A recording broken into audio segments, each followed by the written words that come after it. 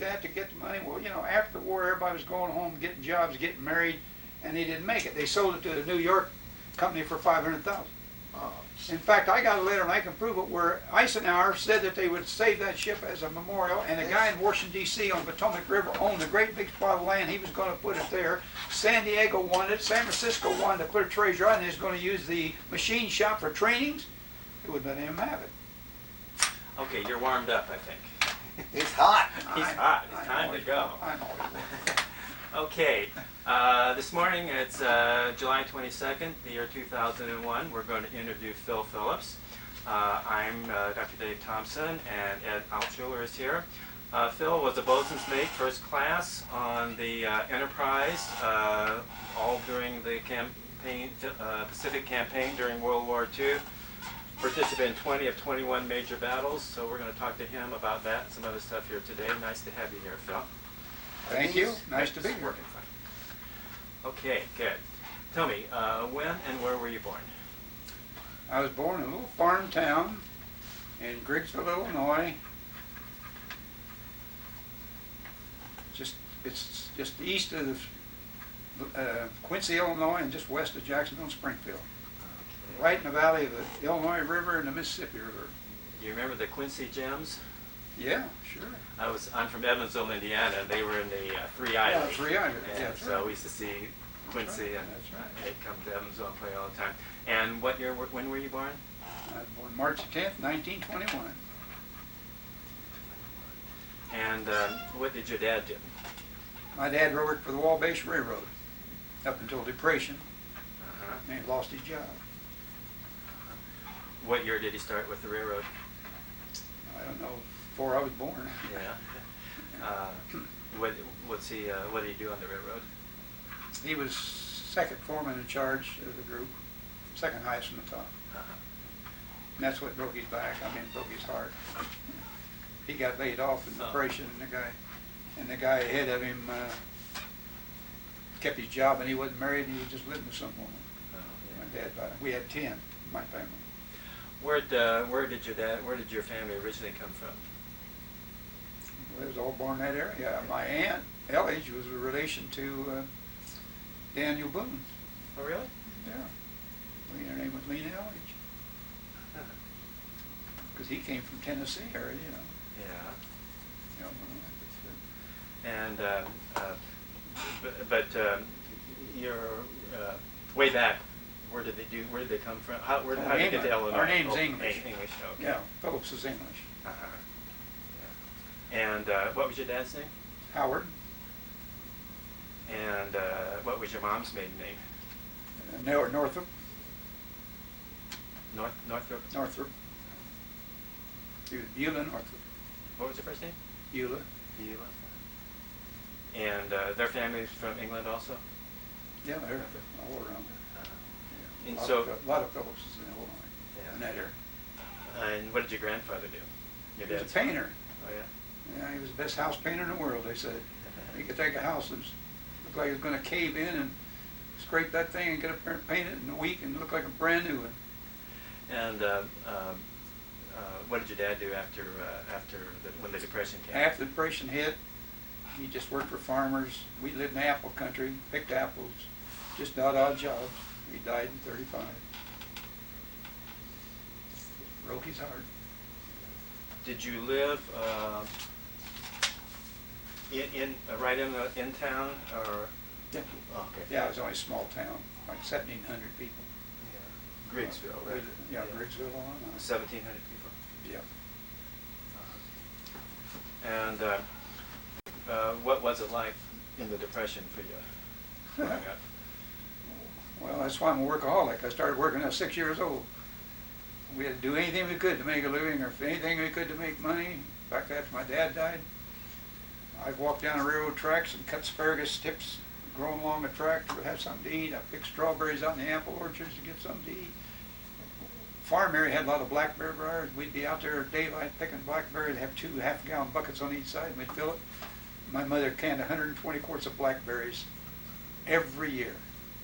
But at Christmas time, at winter time, blackberry pie and blackberry dumplings, super great. Blackberry dumplings? Oh, yeah. Huh. Tell me about those.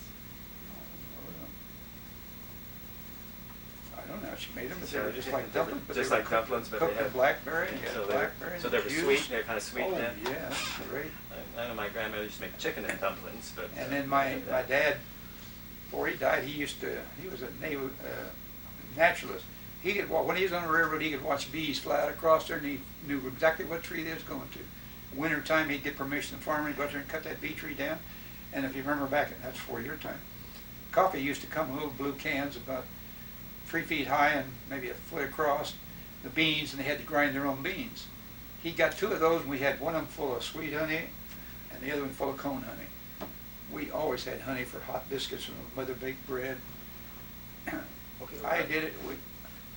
You know, it's kind of ridiculous. I'd go out, and when they had storms, the electric light guys would be up there working, cutting. I'd find every little piece of copper wire and take the black off, take it down to the trash guy and sell it and get a dime for a loaf of bread or a quart of milk. And that's what it was like. Okay, you said cone honey and sweet honey. Well, What's the it was difference? strained. It was pure, just like you buy in a bottle a day. It was great. Uh-huh. And the other was in cones, where you could chew the cone like, it's just wax anyway. Oh, okay. Oh, yeah. Oh, We had a can full of both.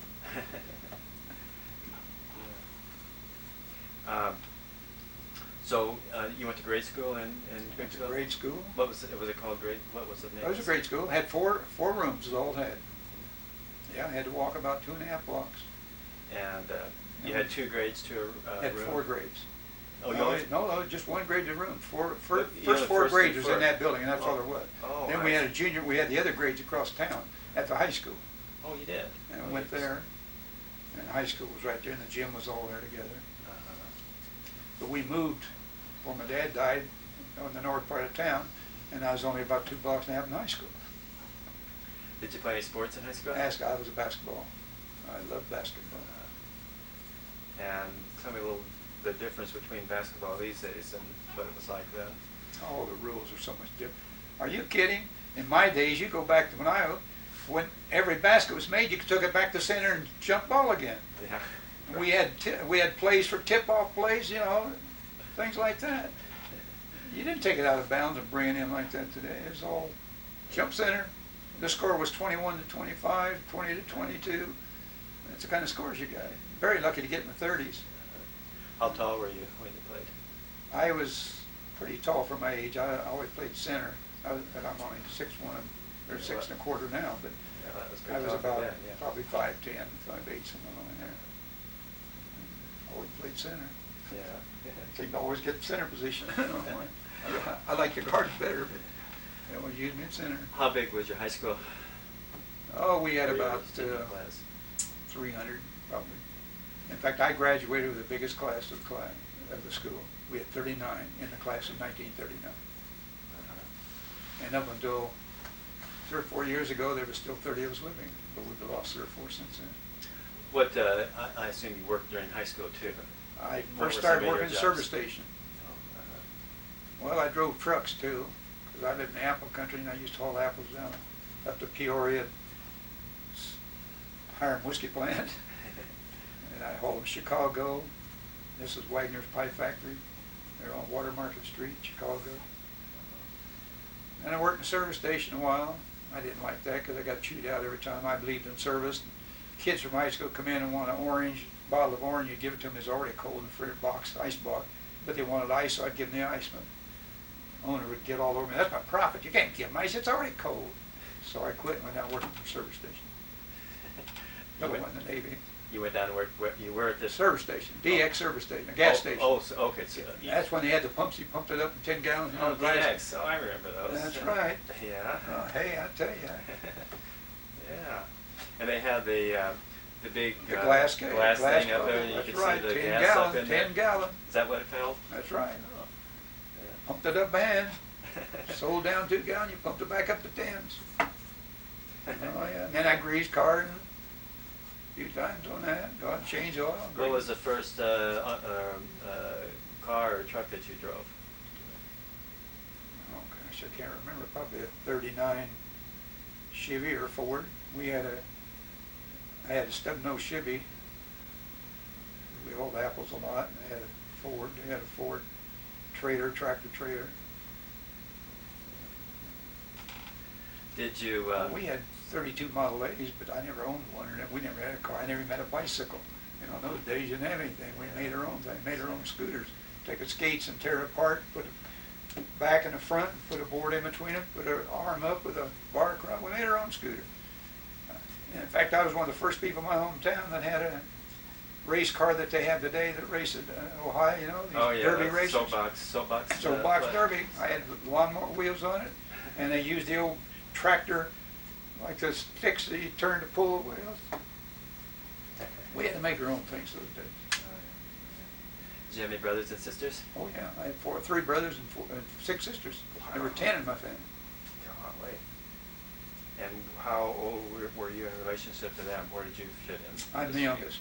Well, I had 2 sisters. I had 3 sisters under me, but one died 2 weeks ago, or a month ago. My brother died last week, 2 weeks ago. It was above me. So, I have 2 when sisters. When your dad died, you were what, like 14? I was 12. 12. Okay. And so, did your mom? Did she go to work? I guess the kids, y'all kids all worked and stuff. My mother washed clothes. She had the undertaker and the banker. They would have nobody wash their shirts but her. She knew how to starch them and press them. I can recall this day they hung on the line and froze solid. She'd take them in and iron them, and then she worked. I forgot what kind of job. She got some kind of job with the government, like a, you know, not a nursing aide, but kind of one of those housing deals. Yeah. She worked in that. And we worked and brought money and everything we could to buy groceries. I used to go to school, cardboard my shoes to keep my feet dry. I had holes in my shoes. I couldn't afford shoes. See, that's what I'm saying. These people today don't have any idea what we went through in the Depression, how poor we were. Nobody had money. The banks closed, you know that. You know, nobody had money. Yeah. We did everything we could to make a nickel a pie, quart of milk, dozen of eggs, just to have something to eat. And then we were all out in the farmer. My dad used to help farmers butcher things, and he'd get the pig's feet and things like that we'd have to eat. At the time, did you feel bad about this, or was it just that's the way it is and that's the way everybody else is? You didn't know any better? Didn't know any better. You grew up that way, and you just accepted it. So you were just as happy as any Everybody other knew. kids? Oh, yeah. Or even more so. I knew everybody in my hometown, exactly where they lived, where they worked, and everything. By the time I left there to go to Navy. Tell me, what were you doing on December 7th, 1941? We were 200 miles west of Pearl Harbor. Okay, all right. Okay, let's back up. I went on the ship. Okay, let's back up a little bit. Okay. After high school, you were still working in the service station, the DX. Okay, and how long did you work there?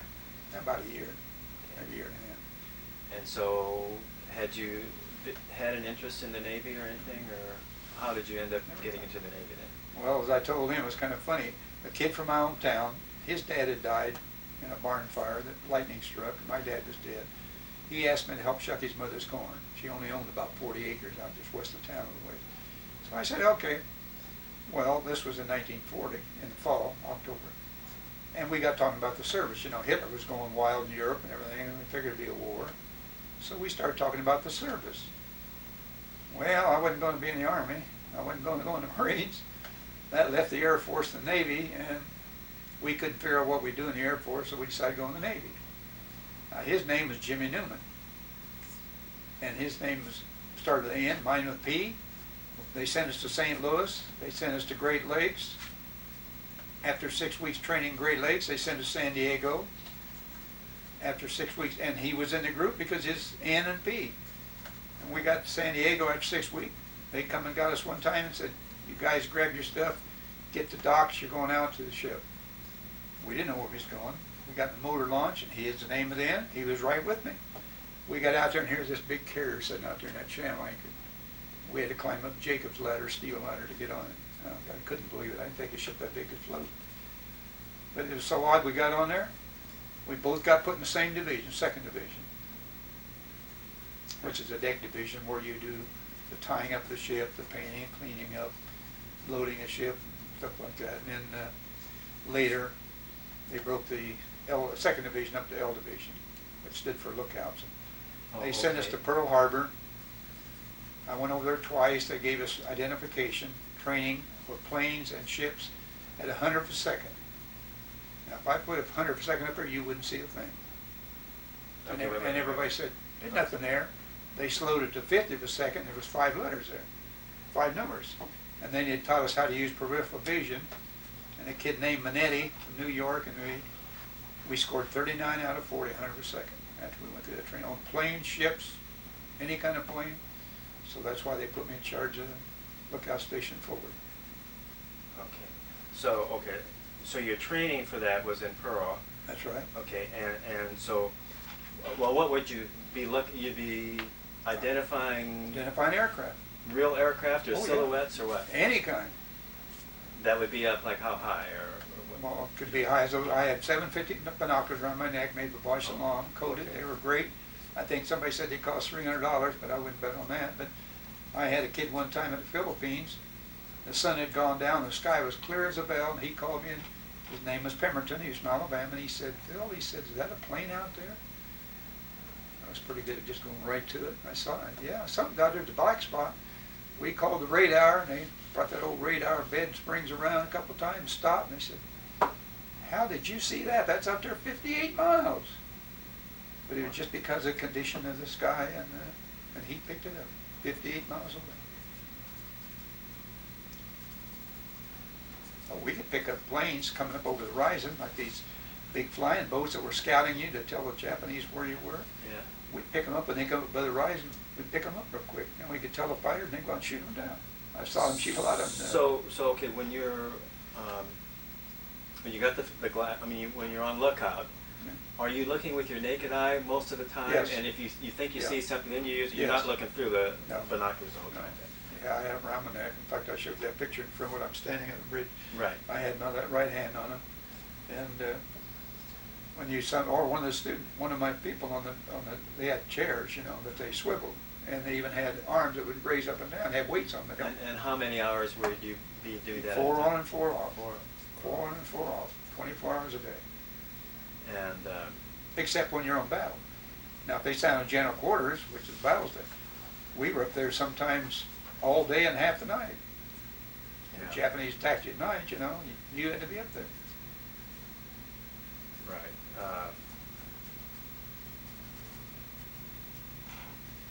So you scored. What did you say you scored? I got 39 out of 40 by 100th a second. Well, okay.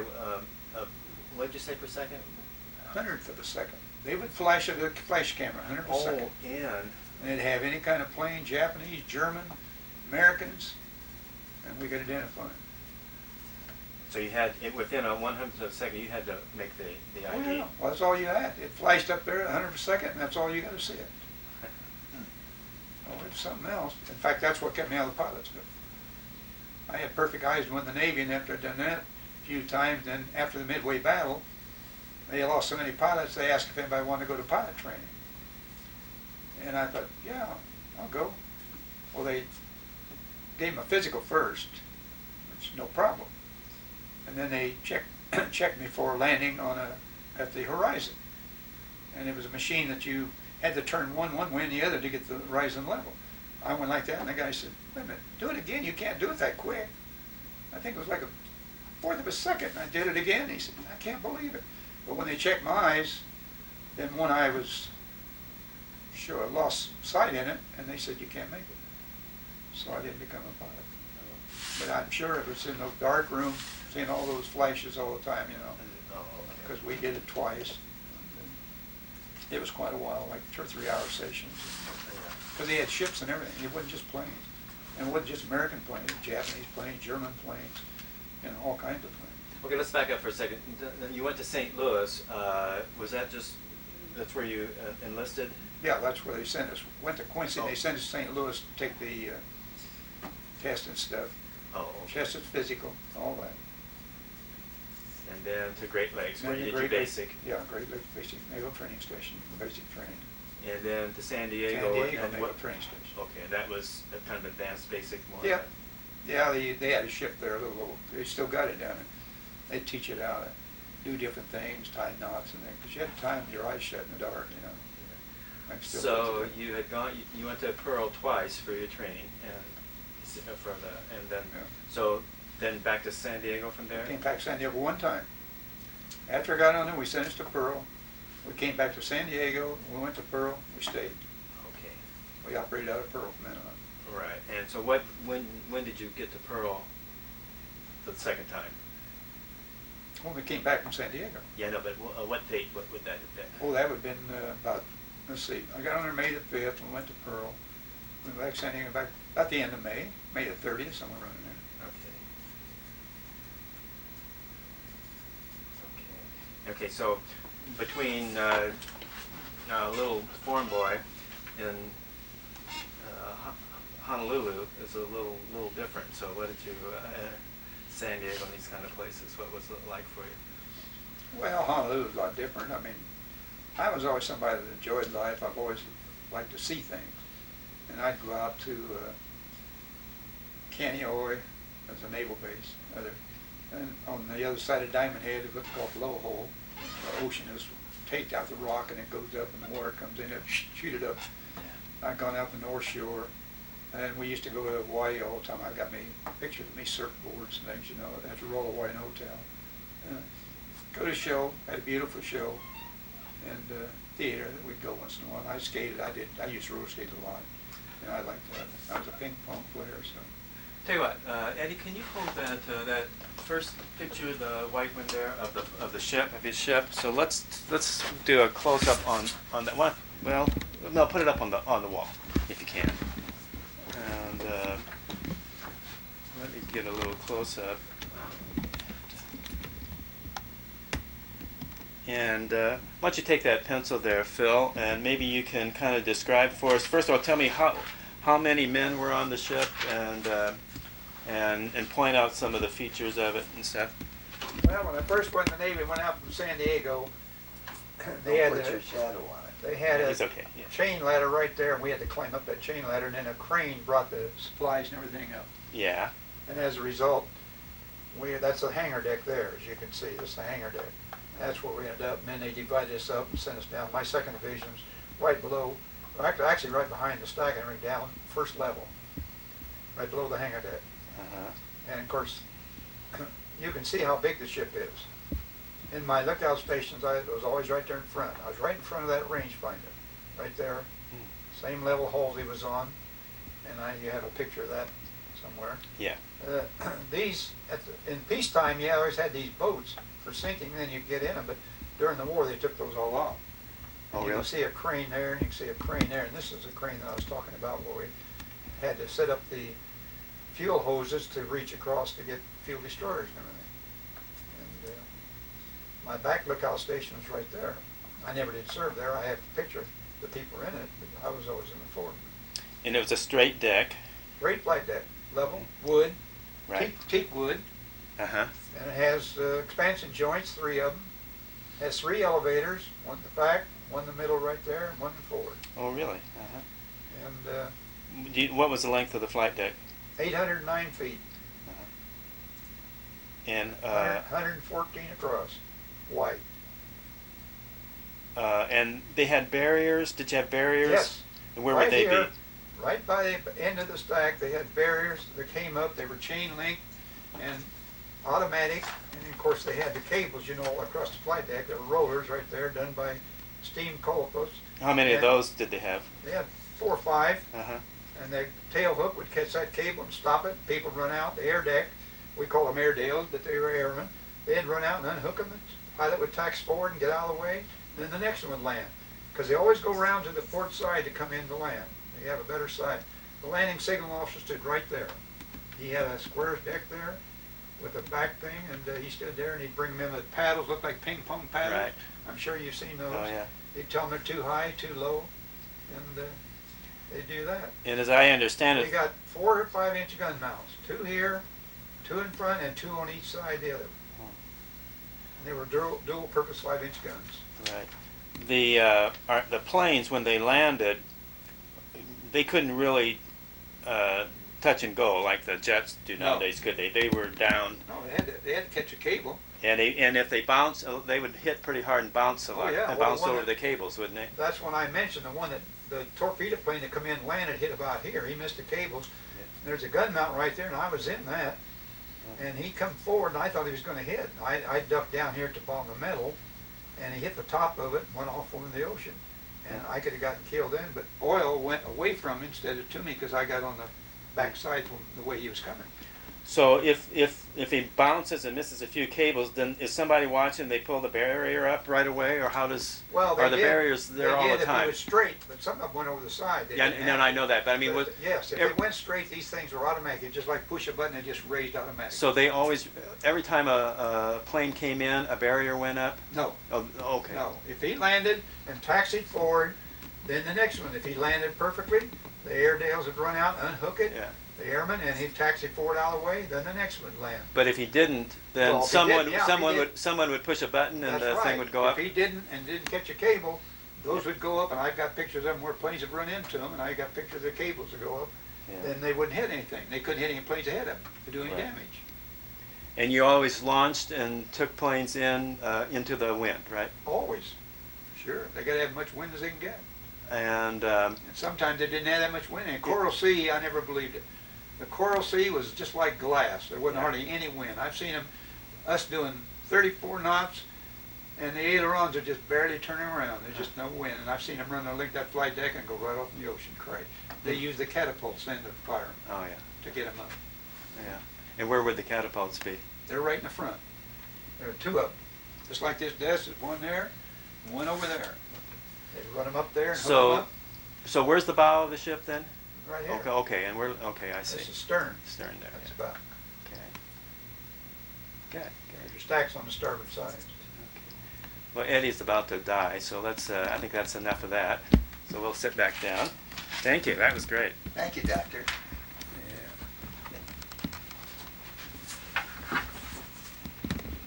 So what was the complement then? How many men on board? Well, at that time we had about 2,500. 2,500. It's kind of like it's bigger in your city where you're from. Oh yeah, sure. We got bigger than that.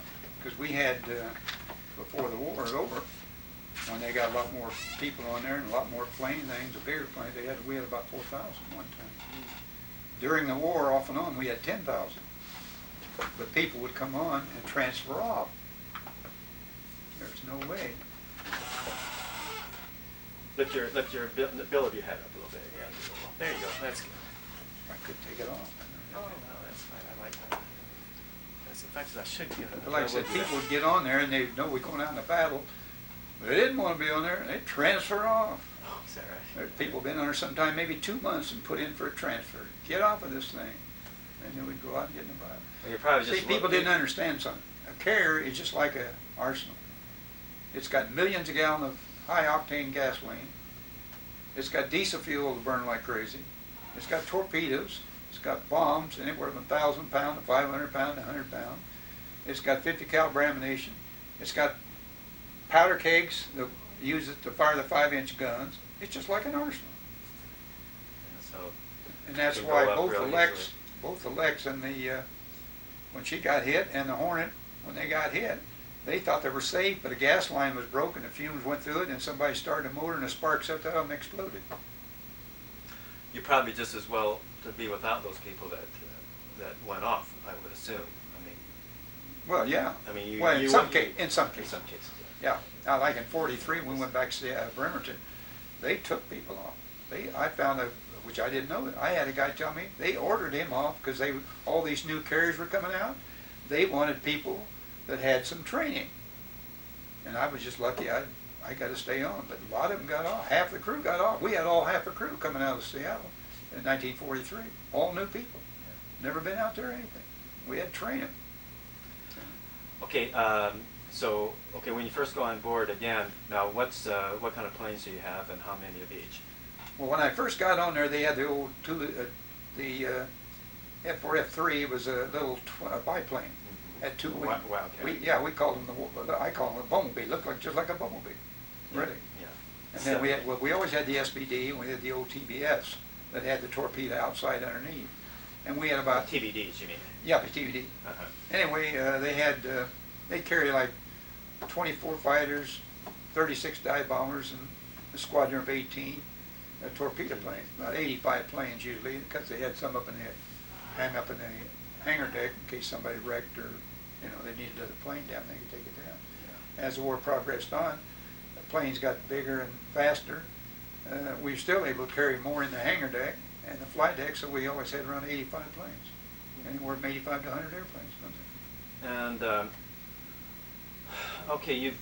so the wings all fold up on the last part of the war. The first ones did. They did not. No. Which ones did not? Well, the old TBDs didn't, and the SBDs never did. They never folded up. Oh, okay. Only when the Curtiss SB2C came out, they folded. And the F4Fs folded. Right. And of course the F6S folded. Mm-hmm. So the ones that didn't fold up, could you get them down to the hangar deck? Oh yeah. I guess you could, yeah. But it just took up a lot more Well, room. those hangar decks were large hangar decks. I mean, the elevator was big enough Yeah. to get them down there. And so, okay, look, when you were, say, you're going to launch some planes, how many would you bring up out of the hangar deck to be ready to go? I mean, how many did you have on the flight deck at one time? Well, they always had them on the flight deck ahead of time. All of them that were going to take off Yeah, would be up the there. fighters were first, and the dive bombers second, and the torpedo planes third, because they were heavier and bigger. Right. But they always had them on the flight deck. Okay. And they would launch them. At the first of the war, they didn't use the catapults for a long time. I never saw them use a catapult. They have an air officer, and he was right just below me, and he put a green flag out when the ship was into the wind and doing full speed. And then the air officer on the deck, they would pull up to about even with the stack, because they had that much running speed. And he would have them set their brakes, rev the engines up full speed, he had a checkered flag, he'd wave it around circle, and then fall forward and go like that, point forward, and they took off. Next one would pull up there, as soon as they're ready to go, did it again. And that's where they launched them. Yeah. They used the catapults first time I ever saw them use catapult when we was in Coral Sea. Like I said, that sea was just like glass. There wasn't hardly any wind. And I've seen more than one take off and just rode right off the bow of the ship and crash in the water. Tell me, between June and December, what was your thoughts about a war coming on, trouble with the Japanese and all that stuff? Did you know anything that was happening? Sure. Oh, sure. Yeah, we knew that the Japanese were in China. We knew our government tried to stop them and tell them to get out of China. We knew that we froze their assets. They used to get steel out of Long Beach. Everybody used to watch them load steel out of Long Beach there, take to Japan.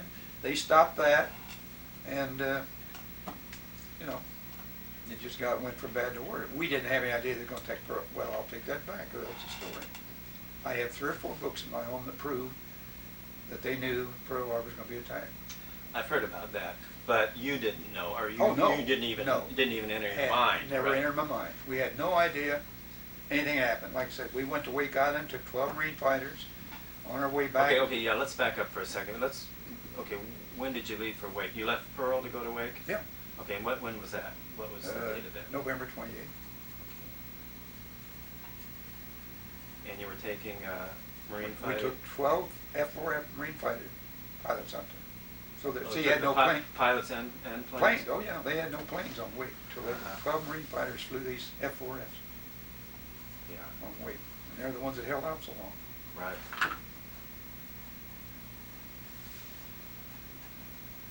Okay. Yeah, maybe we should, wouldn't hurt, I suppose, to take a look at that on the map. Here, pencil again. Let's see what we can do here. Don't put your shadow on her, you can't see it. And when you're using your pencil, remember the microphone's there, and every time that pencil moves, you got a scratch. Oh, really? Is Wake on there? Let's see. Well, that's what I'm looking for. Yeah, maybe not. I think we're in the Solomons and the Gilberts and the Marshalls. I think no. we're. Yeah, let's not. We won't bother with that right now. Wake's not on there. It's not on there. But how far from Pearl was Wake up? About 1,800 miles. Yeah. Okay. Yeah. Why don't you come back over here again? So. Yeah, it was about 1,800 miles. Okay. And so you got to Wake. And We got to Wake, and we actually launched the fighters, and one of our dive bombers flew in with them to, line them up and show them how to get there. When they got there and landed, he'd turn and come back. okay, yeah. That's And, what- and so then from there And we you started were- back to Pearl. Okay, back to Pearl. And it was a bad storm. It was pretty rough. And Halsey, having been a destroyer man, Okay, before- yeah, okay. Let's back up for a second. Who was the skipper of the ship then? Davis, Okay. Arthur C. Davis was the captain. Okay, Captain Davis. And was Halsey on your ship aboard? Yes. too? Okay. Oh, yeah, And sure. he was, what was he? Well, he was the admiral in charge of the task force.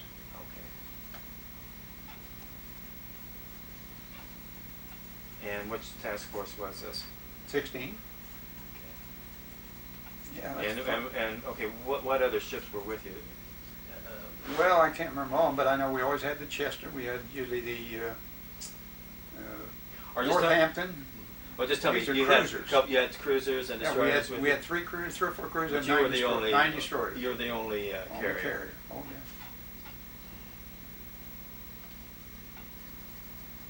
yeah. And who was the air operations officers? Or do you remember? At that time, let's see. I really don't remember. Okay. Okay, so you ran into a storm, so that slowed you down then? Oh, You yeah. think? Destroyers were taking a beating. They were going completely out of the So water. had it not been for the storm, you We'd have guys been in would Pearl have Harbor. been at Pearl. Huh? We'd have been in Pearl Harbor December the 6th that afternoon, and we'd have gotten blasted to smithereens. There'd been nothing left for that carrier. They'd have probably put all their attention on it. Oh, sure. Okay. So when did you first hear about? Well, what you do is attack? you launch your SBDs out to scout 200 miles ahead of you for submarines or ship. Then going into a port, you don't keep the planes on the ship. They Oh, have they to go land. in, They land at Ford Island, and our planes, after they made their run, they went into Pearl and they got caught with the Japanese right there. We lost 7 planes shot down. The first thing we knew about it, we heard Ensign Gonzalez say, "Don't shoot. This is an American plane." They never found him. He must have been shot down by Japanese over the ocean. Could never found a thing of him or his rear seat gunner or the plane. And then Nichols, Officer Nichols, was the squadron commander. He came on and said Pearl Harbor is being attacked. He didn't say it was Japanese, but Simpak, which is Nimitz, at that time it was Short and Kimmel, they came on and said Pearl Harbor is being attacked by Japanese. This is no drill. We raised the battle flag right then. Of course, Halsey had already made a war declaration before we ever got to Pearl or Wake. What was the first declaration of war? Oh, we left Pearl Harbor. He gave the order that all planes, we were now under the operation of war. All planes would carry bombs. All fighters would carry ammunition, guns. All guns on the ship would have ammunition on the mounts, and all guns would be covered, what they call half on and half off, or actually half of the crew would be on the guns and half would be off. But all guns were to be covered at all times. Yeah, that was actually in fact, one of his chief of staff came in and said, "Wait a minute, you can't do that. It's an act of war." Halsey said, "We'll shoot first and talk later."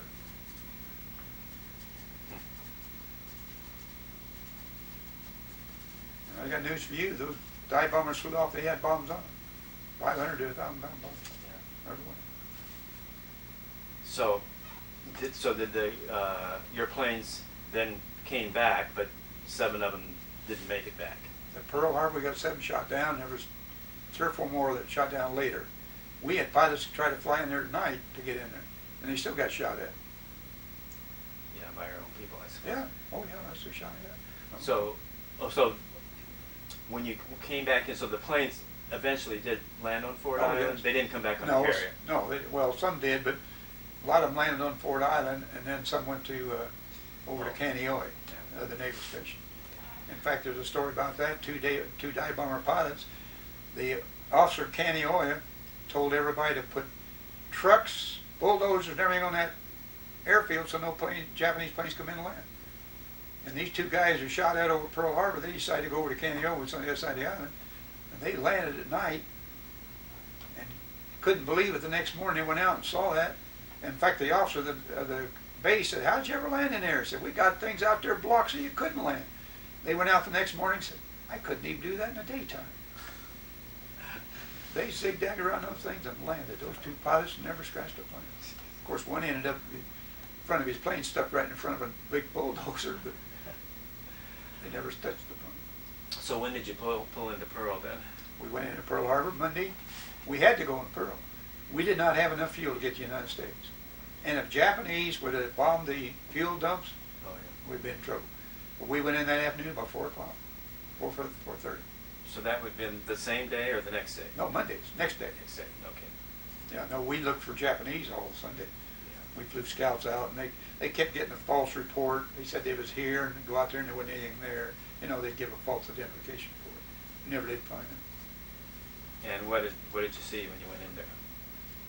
Well, I was up on the station, and I had a pair of 750 glasses. Before I ever got in there, I could see the smoke, the fire, you know.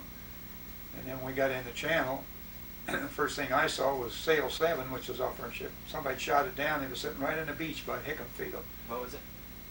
Scout 7. Oh, Scout. Yeah, a dive bomber. Oh, okay. They had bombers and scouts. If you had a S-16, you were Scout 16. If you had B-10, you were Bomber 10. Oh, You know, okay. because he had Scout and bombers. Even though they're all dive bombers. They could all dive bombers. Yeah, right. And then I saw the Nevada on the left side. It had bomb hits in the front. And somebody said a bomb hit the bridge and killed the captain. And some enlisted men backed it up on the beach, keep it blocking the channel, because it was right at the front of the channel. And Nevada's the only battleship got underway. The rest were all tied in and got hit.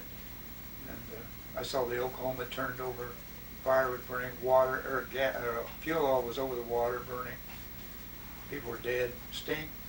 That made you sick. You just, you know, you couldn't believe it. The Arizona had blown up and still burning and smoke going high. Ogallala, which right where we would have been parked, she got sunk. There were a lot of ships scattered too that got sunk. They were small ships, they get by bomb. The Smith, another destroyer, and one of the ships was in dry dock. They blasted down. I think Pennsylvania, I believe. Yeah, it was Pennsylvania. You're right. So where do you tie up? Where did the carriers Box tie up? 9. Somebody had asked me. We were on the. Well, actually, people don't realize, but when you come into Pearl Harbor, you come in the south. You know, it's not on the north side. You come in the south, and we always tied on the left side, which would be the east side. The battleship roads on the other side, all lined up. We tied up to Fox 9, and boy, did we go to work. And you was afraid. Gunfire everywhere. Out in the cane fields, we had to send motor launches to get supplies and things they'd get shot at. I didn't even want to go down on the docks, afraid I'd get shot. Just continuously firing all the time. And you didn't know where it's coming from. You know, very scary. You could very easily got killed by your own people. You know. In fact, we had a fighter plane come in and land at night. They tried to land early, and they radioed that they were coming in to the tower to notify everybody. Communications were down and shot, and they couldn't notify everybody. And this pilot come in to land, and they started shooting at him and shot him out of the sky, and he wrecked his plane and hit right out there before dying. Now, how many carriers did we have in the Pacific at that time? 4. Which were the... Lexington, Yorktown, Enterprise, Saratoga. No, where were they at all this time? The Lexington had been sent to Midway. The Saratoga was back in the United States, and the Yorktown had gone south, so they weren't around. Yeah. And they wanted to catch carriers in Pearl Harbor. Sure. That was their main purpose, but they were all out, and we would have been there Saturday night, except for the storm. And Halsey slowed down, and we knew we wasn't going to make Pearl Harbor, as God said we didn't, because they'd have blown us to pieces. That's for sure. And I probably wouldn't have been here. So, did you get replacement planes and stuff while you were the next few days? Yeah. Oh yeah, it was the very next. In fact, that's why Halsey called the Gallop and Go Swallow Coast. We went there like 5 o'clock that afternoon. We supplied that ship. We refueled that ship. We got all more ammunition and everything. And between 2 o'clock in the morning, we started getting ready to get out of there. We was out of there by 4 o'clock. In fact, I'll always remember I was on watch. There was a destroyer ahead of us, and he kept flashing his lights on the buoys, showing us where they were. And by the next morning daylight, we was out to sea, long gone. We was out north and west of Pearl, scouting and trying to find if there's any Japanese. They were coming back. We had all kind of reports. They had reports of Japanese that landed on the beach. They had parachuting in a cave. It was just, you know, because that's emotion. Right. But they never came back. And where were your orders, or what was Halsey when you left? What was the idea then? Well, we went back to sea. He was there. We went back to sea to just patrol and see if they weren't coming back, to scout. We sunk submarines. One of our planes caught one of the first submarines assigned. And I think you know that one of the destroyers sank one at the channel of Pearl Harbor because they had those 3-man subs. They were sitting in there, 2-man subs they were putting in there trying to get in the channel so they could fire torpedoes at all ships that came in like the carrier. If we'd come in the next day, they could fire 2 torpedoes in. They didn't make it. So what was the first action then? That First action was going to wait. we went to see. We took those Marine fighters out there, and then Japan took wait. And we went out there December 23rd trying to relieve the pressure, but we got there too late. We got there December 24th, and it was already gone. So we came back, and or actually that's when we went to Marcus and bombed Marcus. But our first action was going down to Marshall and Gilbert's. That happened in February. We went down in January. We took Marines, and I didn't know this. We were escorting a big group of Marines to Samoa. The Yorktown was way on the other side of the horizon from us with the Marines, and we didn't know it. We was going with our task force to the west. We were protecting them really from just the Marshall and Gilbert. And after they dropped them off, Halsey decided to strike Marshall and Gilbert's. So he signed Yorktown, the 3 southern islands, and we took the 3 northern islands. And then some of our pilots said that Kwajalein had a lot of planes, so we bombed Kwajalein. He decided to attack Kwajalein and add it to our group. And what were the 3 northern islands that you guys went for? Well, I remember Roar was one, and Kwajalein was one. I don't remember the other 2. Because I could see Roar. We were traveling in a 5-mile square rectangle, 20-mile, 5-mile by rectangle. And we come back on the south end. I saw the Chester laying shells right down on those islands, on that island of Roar. She's firing her guns right into it. I could stand there and watch it. So I saw that. And then, I don't know whether you know or not, but after the 3rd raid, one of the pilots came back and said to Halsey, "Don't you think it's about time to get out of here?" He said, "I was thinking the same thing, young man. This was about 1 o'clock. And we started out at toward 12. Of course, that's when their 5 twin-engine bombers dropped out of the clouds and tried to attack us. And their bombs missed. But this one decided to come back and hit the ship. We thought he was going to crash into the deck. Well, the captain turned the ship to the starboard real sharp, and it threw the deck on the port side way down, you know. And he missed it, but he took the tail off of an SBD. Yeah. Peter Grumble was in there. He was one firing the 30-millimeter guns right at the plane.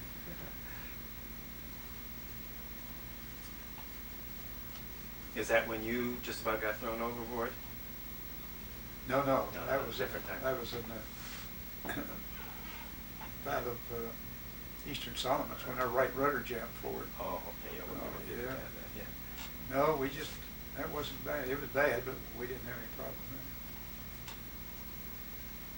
there. Did anybody get hurt? Well, yeah, we had a man. The plane crashed and shrapnel man cut a gas line. He was on the gun mount in the port quarter, and some of the shrapnel hit him in the leg and cut his leg off. And he still kept firing the gun and everything. They got him down below sick bay, but he died during the night. His name was Smith. First casualty we had. George Smith.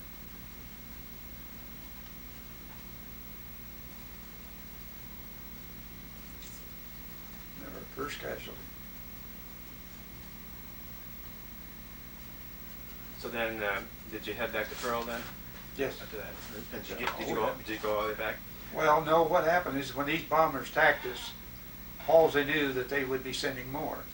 And he was great at finding a fog bank. And we turned to the left to kind of toward the northwest, and we hit a fog bank. But we could pick them up on our radar. They were looking for us, but they never did find us. Because they knew we'd be headed back to Pearl, but they didn't find us. And then we kind of circled back around to Pearl from the west. So when did you get back into Pearl then, more or less? Well, that happened February the 1st. We got back to Pearl about February 6th.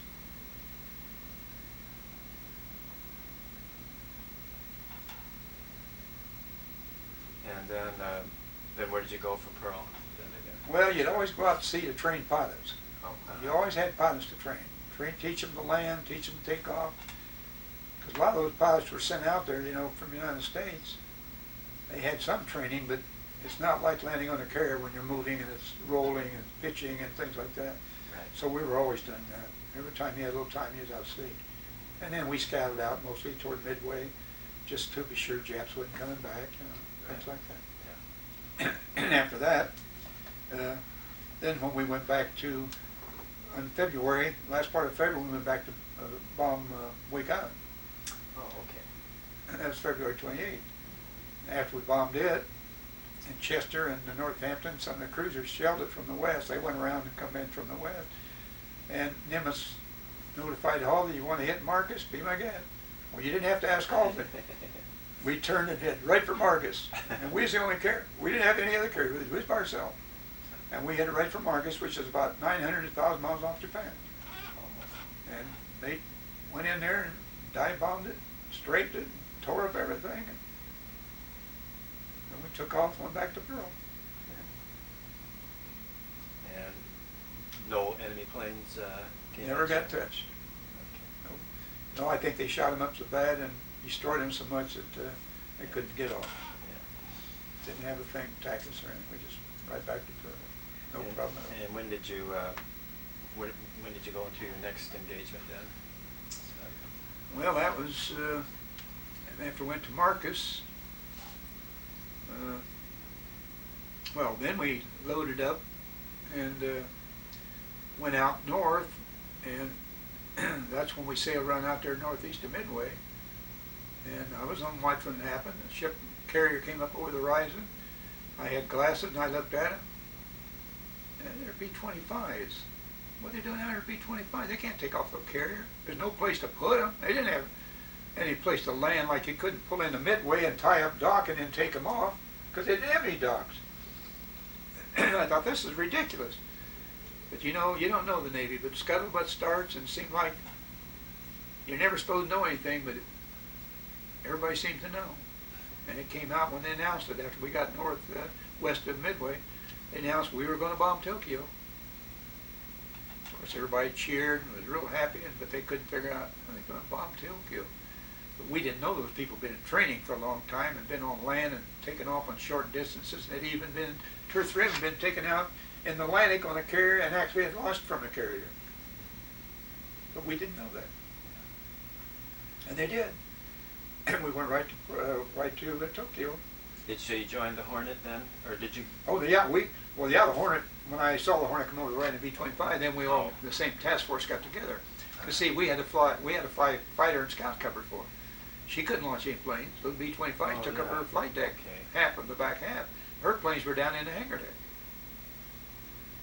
Yeah. Okay. We went on to Tokyo, toward Japan. They were supposed to launch within 400 miles. When we got to be about 700 miles, early that morning, our planes had reported back what they call saipans. They were fishing boats. Some of them were 100 feet long, had radios on them and everything. And we ran into them. Well, Halsey turned north to miss them. I saw the Portland blast one of them out of the water. She was firing her guns and the storm was real bad again. We had a real bad storm and the waves were pretty high. First 2 or 3 shots, she didn't hit a thing, but then she blasted it and blew it out of the water. But they already said that it had been radioed. In fact, it's a story that one kid went down below in one of the ships and told his captain, "Oh, come look at these nice Japanese carriers." He came and looked and said, "They're not Japanese, they're American." He went down and committed suicide. Oh, is that right? Yeah. But we turned north, then we turned back west.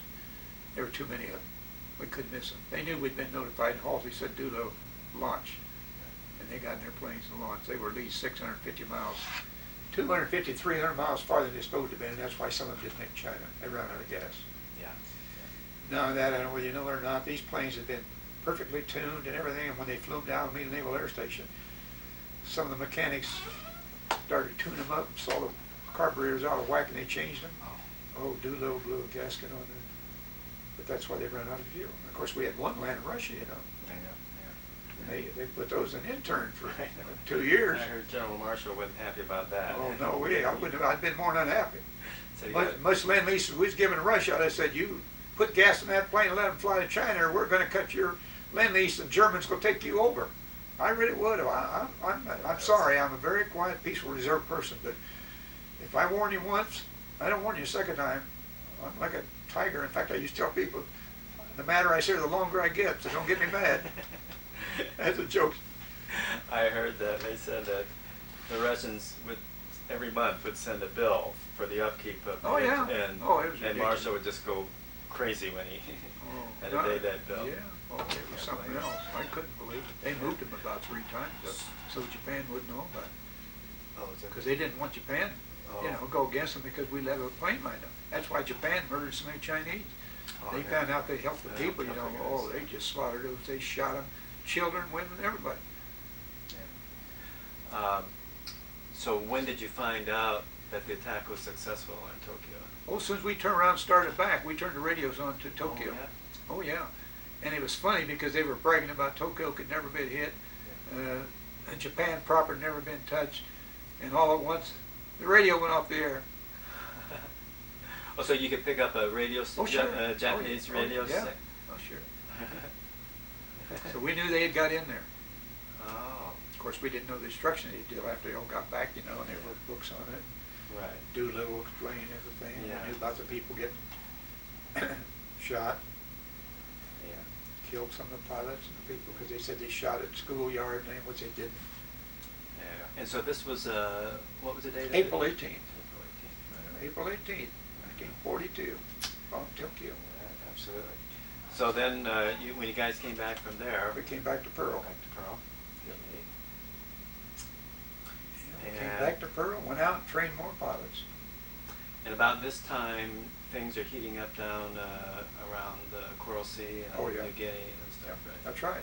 In fact, we missed the Coral Sea because we were flying scout and fighter cover for Doolittle, and the Lexington and Yorktown, you know they broke the Japanese code. Yeah. And they pieced it enough they knew they was going to land on Port Moresby. And that way they could fly across to Australia and bomb Australia because they was planning on taking the country of Australia. Right. And as a result, we got back to Pearl, we loaded up and replenished and headed south, both the Hornet and us, as fast as we could go. And we missed them one day. They were supposed to wait and hold off, but Mitcher, I don't know what happened. I know Nimitz made him write a report on why it screwed it up like that. That he sunk the Lex. Yorktown got hit. We were only there 2 days, and I heard Captain Admiral them talking about, we're expedite back to Pearl. Something's going on. And we headed back to Pearl almost full speed. And then we found out the Midway battle. We didn't know it then, of course, but we got back to Pearl, reprovisioned. We was only there 2 days, and Yorktown came in. And you know the story of that. They said it'd take 3 months, and Nimitz gave them 3 days. And I know, I've had people tell me that I knew that was on the docks, that those guys worked 24 hours a day. They didn't even get to sleep in the bunk sometimes because somebody was in sleeping in their bunk. They were so tired, and they just kept welding and working. They didn't get it fully completed, Right. but they got it completed well enough that it could operate, and we needed it. And we had already taken off. The Hornet Enterprise took off and headed out, and you know, in the movie it said called it Point Luck. We headed out northeast of Midway. We didn't know where we was going. We didn't know the Japanese were, because we didn't have the order. Halsey had it, but he wasn't on there. So he had, He had shingles. you're right. And when he come back from the Battle of Coral Sea, oh, he was just going bananas. He was scratching like he had fleas all over him or something. Yeah. And they took him off, put him in the hospital, and they sent him back to Virginia, and he was in there 6 months. And I've had shingles, and I know what it is, and they say if you ever get rid of them, they never come back. In fact, a lot of people have shingles. Oh, yeah. They said it's either diet or pressure, and I laughed when the doctor told me, because I can still show you where I got a big, right there's where mine broke out, big blister on it. I didn't even know what it was, but my arm like I had bone tension. And they said, it's shingles. And I said, what's that? He said, when you was a kid, you had chicken pox, and the virus never leaves your system. stress or diet. I said, I laughed at my dog. I said, can't be. I said, I don't let anything bother me. I don't worry about a thing. And I said, I eat everything, and I do. I love food, and I eat every kind of food there is. Only thing I won't eat is raw food if it's supposed to be cooked. Because I said, if I want it raw, I'll run out the field and bite it on the hoof. But I love every kind. I eat Japanese food, Chinese food, German food, Italian, Mexican. I love it all. So this is still Task Force 16? Yes. Okay, so who takes over in Halsey's place? When Halsey in the hospital, Nimitz went to talk to him and said, who should we make in charge of this battle, because it's going to be a pretty big battle. Halsey never even batted an eye. He said Raymond Spruance. Now, Raymond Spruance was a cruiser man. He hadn't been on the aircraft carrier. He had a lot of people very unhappy because some of the admirals ahead of him were aircraft people, and they thought he. But Halsey told Nimitz, he said, I know this man. He knows battle strategy like crazy. He said, he's your man. And Nimitz never questioned him. Nimitz said, he's it. And he made Spruance the admiral in charge of the task force. And was he on the Enterprise? No, he was on a cruiser. Well, yeah, he was. I mean, then he got on the Enterprise first. Okay. But Ben's, he wasn't too sure what was all going on. He transferred to a cruiser. I see. Okay. And that's where he was in the battle story. And, okay, Frank Jack Fletcher was on He was on the Yorktown. Yorktown. Yeah. And who was on the Hornet, do you remember? No, I don't know who the admiral was on the Hornet. Okay. And so when you went out, you just figured you're going to go out just like you always do. We just figured we'd go out like we always do. No And we big went deal out. coming on, yeah. We thought maybe we were just out scouting or something. We went out northeast of Midway, and we sailed around there for 3 days. And a little later, the Yorktown came out, and then we operated what they usually call operation by carrier, because you got to have space. You operate 10 miles apart. And the Yorktown was on the south end. We were in the middle, and the Hornet was on the north end. And of course, we had Halsey and them knew about this. Everybody knew about it, except they didn't tell people, you know. That's right. Until later. Then they said the Japanese, we had word the Japanese was going to attack Midway. Well, they called Midway, what was it, FD or something, DF or something. Anyway, when they broke the code, well, they figured it, but federal government didn't think that was going to, so they sent out that false report, you know, about Midway water broke down. Japanese jumped right on it and said DF or what it was, DW, had water problem. We knew it was Midway. And then we found out that they were coming to take Midway. And the first group they found, our PBY, which I showed you was the first scout, they found the landing party coming in from the southwest. They'd come up out of Marshall and Gilbert's or someplace out of the southwest, 700 miles up the day before. And they even took torpedoes on some of the PBYs and tried to attack it. They hit a tanker. And then the next morning, of course, the Japanese launched their planes to attack Midway on June 4th. Now yourself, when did you find out that the enemy was close The day by? before. The day before, we was announced that the Japanese... So that would have been June 3rd. June 3rd. They were going to attack Midway. And they had a big task force. Of course, we didn't know what all they had, but you know. And on June the 4th, when they launched their planes, attacked Midway, our scout planes, the planes from Midway were out scouting, and they saw them going in toward Midway, and they notified them. And they launched up all the planes from Midway. Then, of course, they had B-17s, BBYs, they had some dive bombers, torpedo planes, and they went out. And this is the thing that bothered us. The B-17s were flying around up there above them and never did give us their report where they were. Not once. We had no idea where they were. Because see what happened. You send scouts out at an angle, what they call a B section. Yeah. So And- you've got scouts out there. Oh yeah, CDs well are the outside. Yorktown is the one that had the scouts that day. Okay. They told them to go out 100 miles in case something happened. They wanted them to get back to the carrier quick, and that's what they did. Our luck was that the section we was in, the scout Tone off of a cruiser, was supposed to have our sector, and they couldn't get their catapult to work. He was 30 minutes late. And when they got out there and found him, they said, "We got some crews there." And well, if you know the story, they attacked Midway, and the pilot told them they needed another tire. They didn't do enough damage. They were taking their torpedoes off the planes and putting bombs on. And then when the Tone got out there and saw it was a carrier, they reversed it. But in the meantime, we had Halsey's chief of staff Miles Browning was a pilot, and they said he was one of the most skilled technicians or whatever it was. That's why Halsey wouldn't get rid of it. And he argued with Spruance. Spruance wanted to get closer because we found out there we started southwest. And Spruance wanted to get closer, and Miles Browning said, no, we got lunch right now. He said, I have figured out from the time they hit Midway and come back and land on that carrier, those planes will all be on there getting gas and everything. He said, that's when I want to hit them. And we launched, even though it was way past their range. We launched. Now, did you see the tone yourself?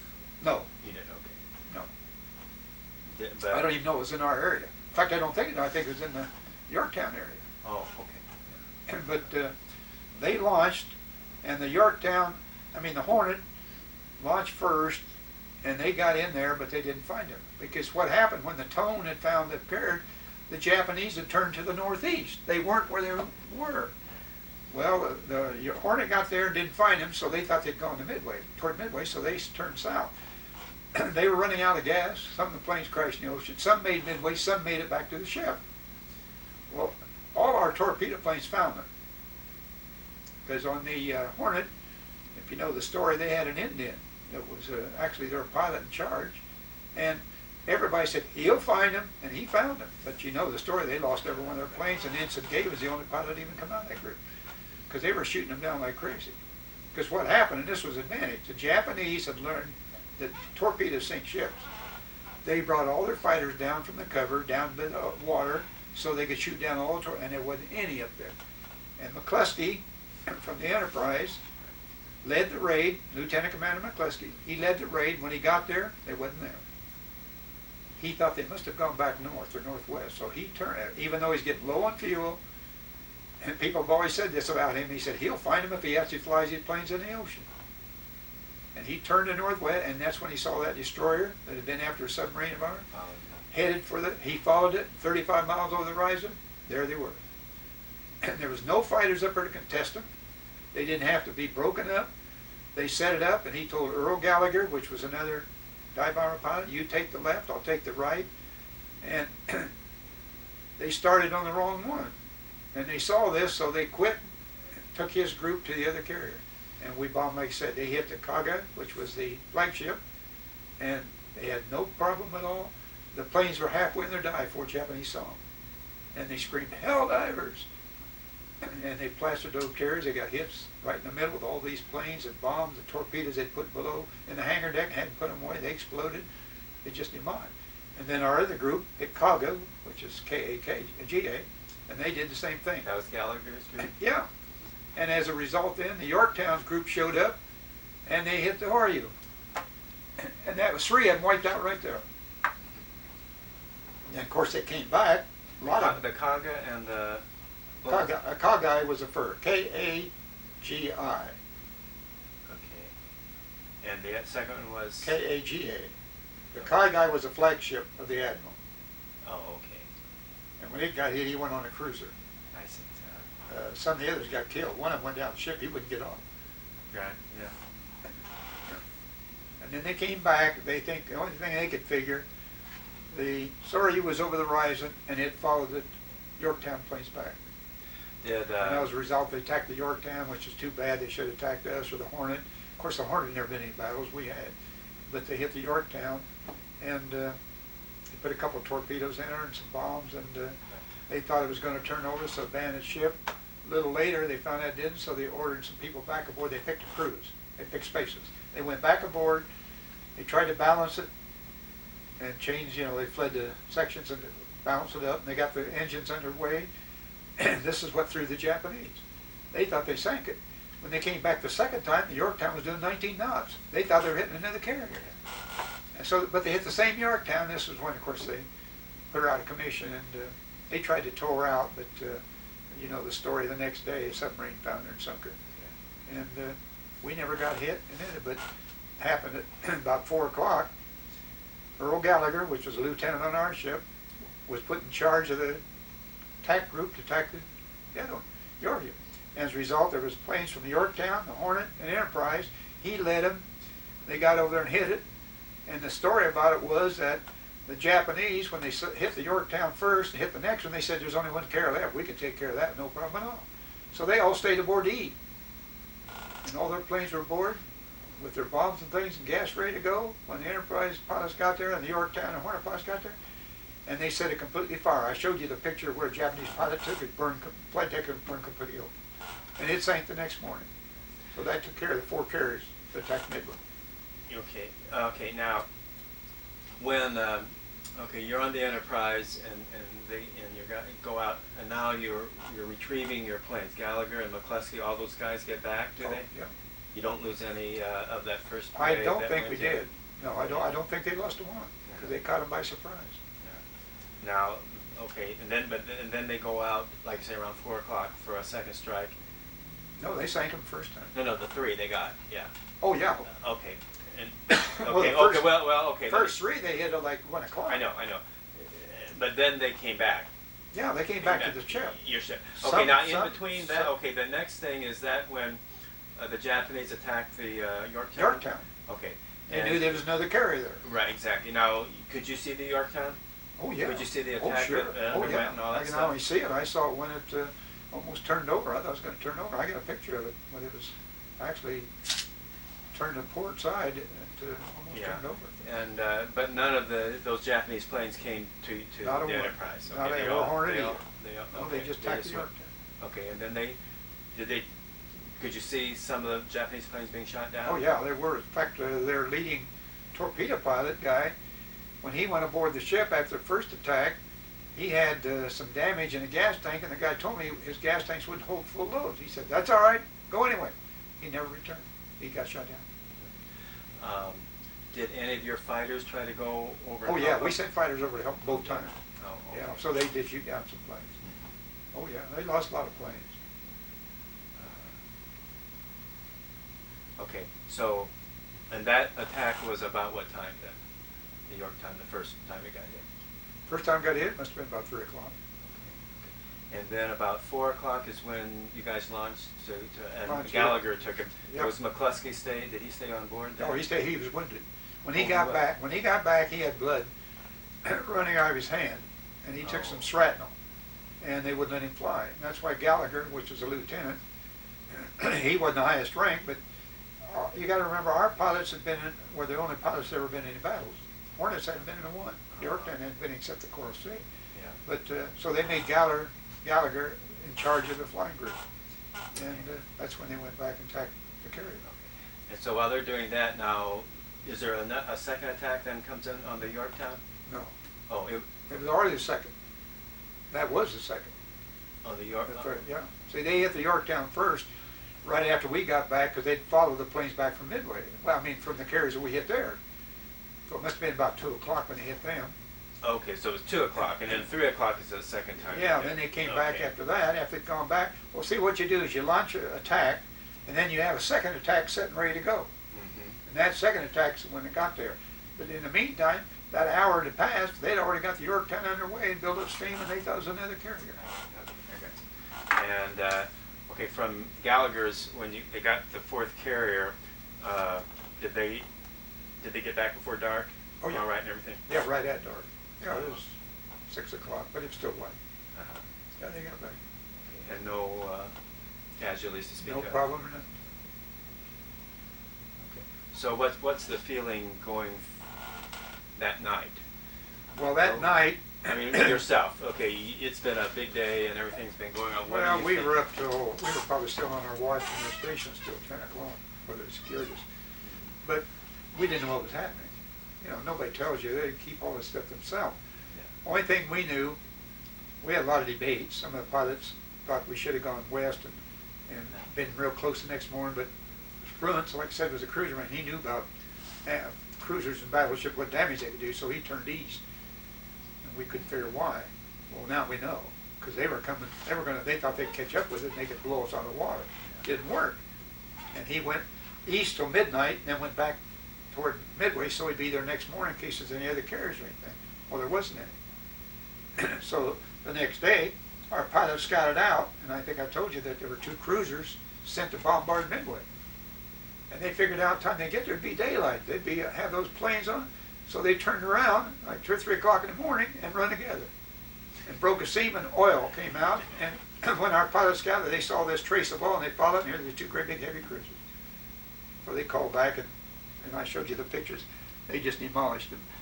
Just made them, left them junk. One sank, the other one got away. He was beat up and just like a pile of junk, but he didn't sink.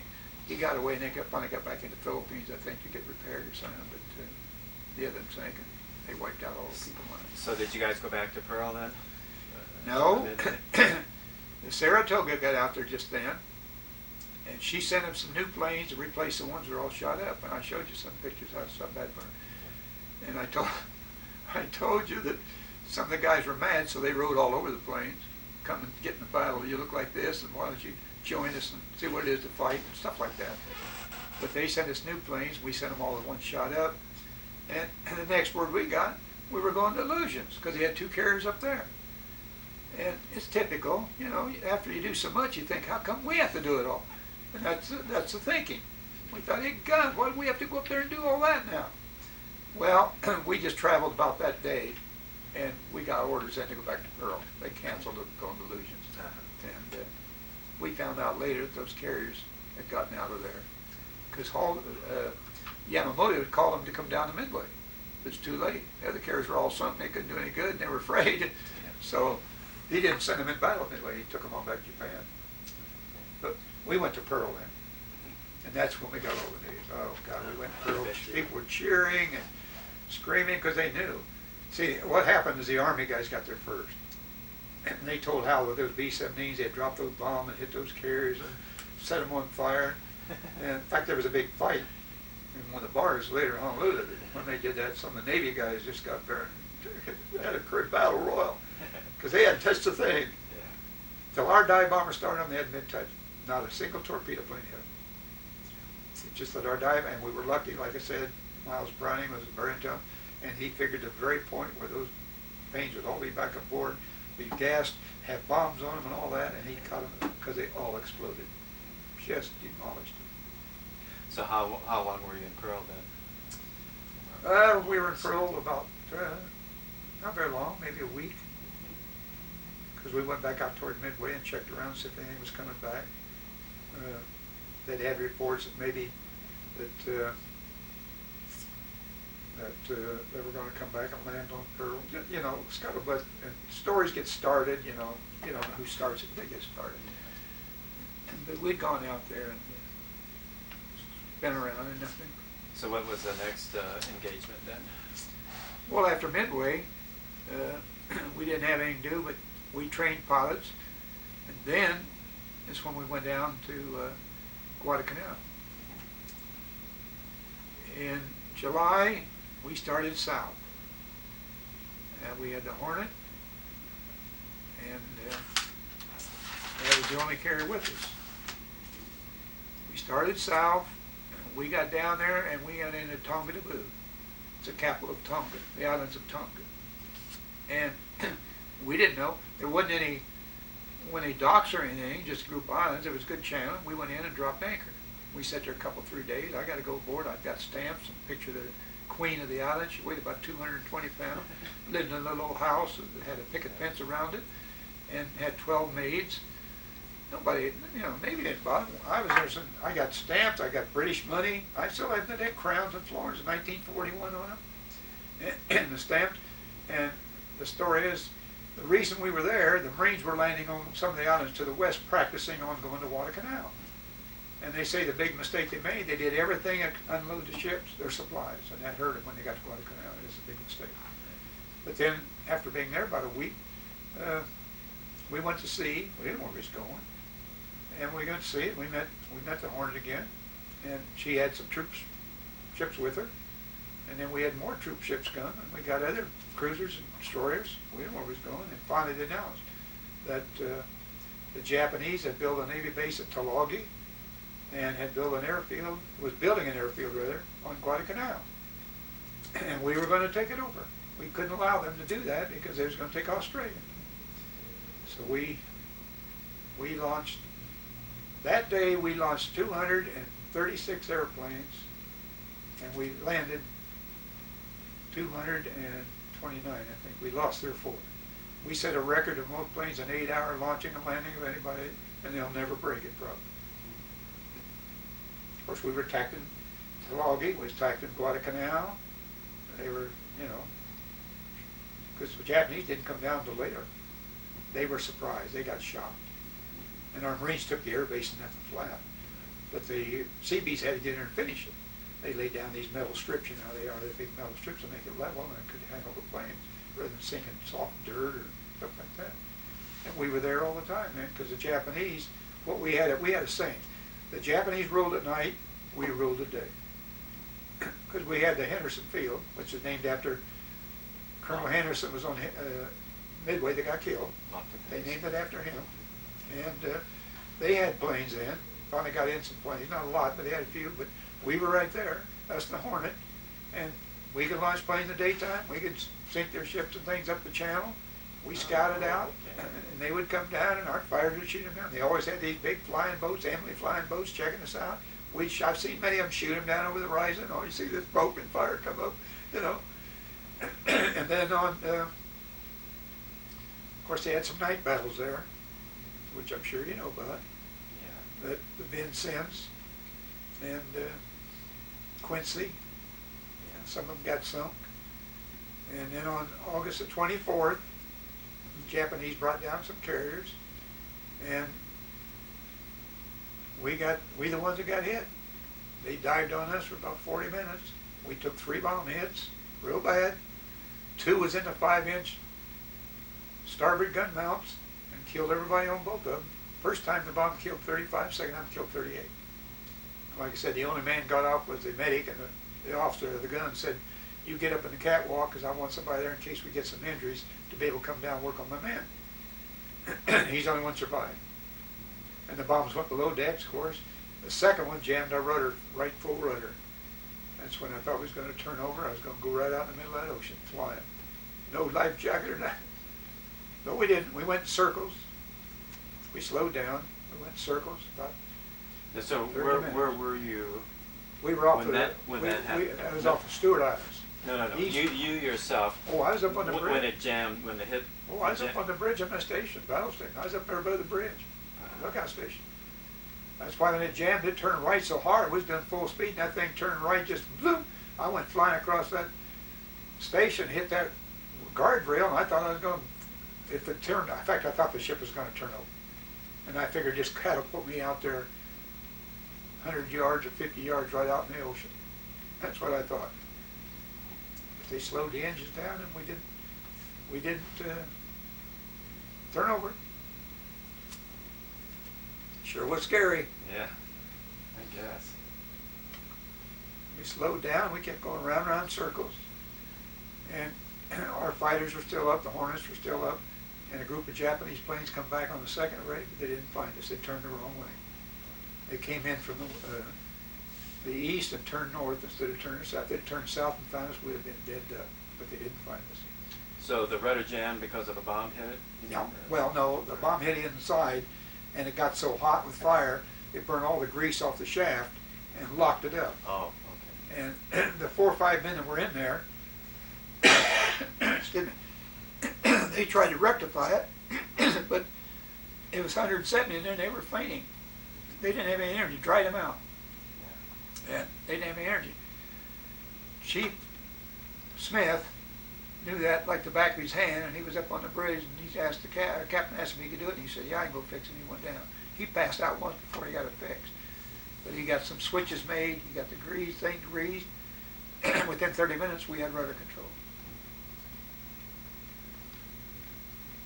But there was one guy did die. He got so hot, he passed out, and they just couldn't bring him to. Suffocated in a sense. But they got him all out of there. Yeah, I guess on Guadalcanal, you think of the Marines flying off Henderson Field, tangling with the Japs as they're coming down. You don't think of so much that we got 2 carriers out there, and we've got fighters from those carriers going in doing the same thing, mixing it up with the Well, they worked Japs. together pretty well. In fact, very well.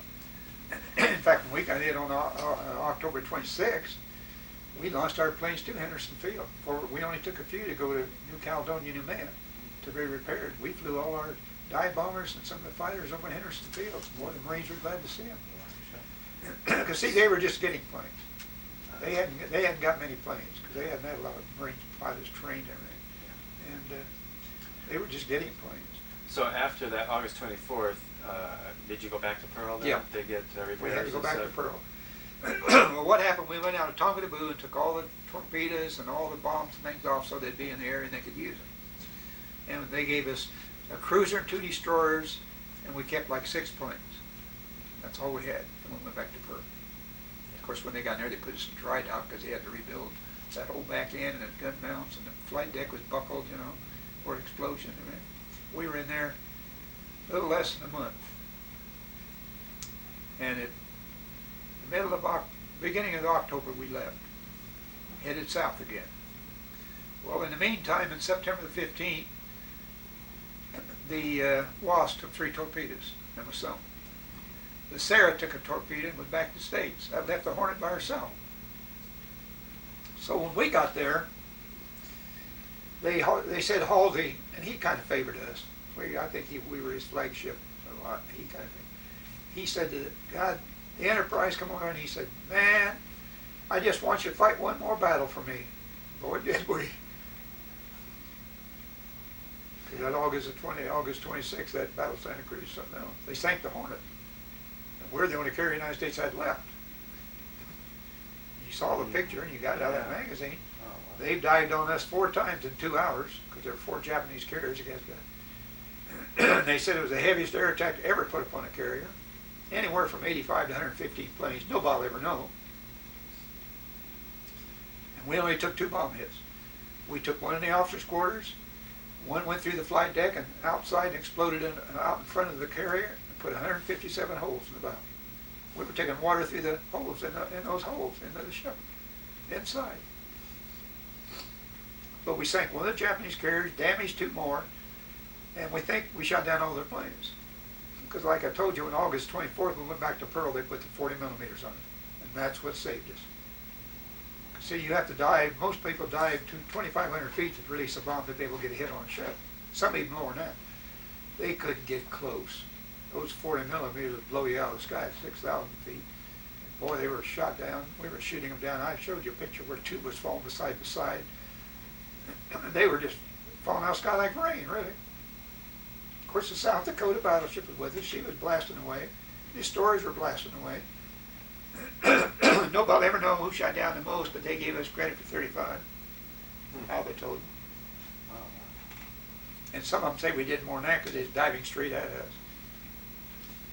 And as I told you on the Battle of Santa Cruz, I'll never forget this. Because the first plane dived at us, dived at 11 o'clock. And when he dived, I was looking up with a pair of glasses.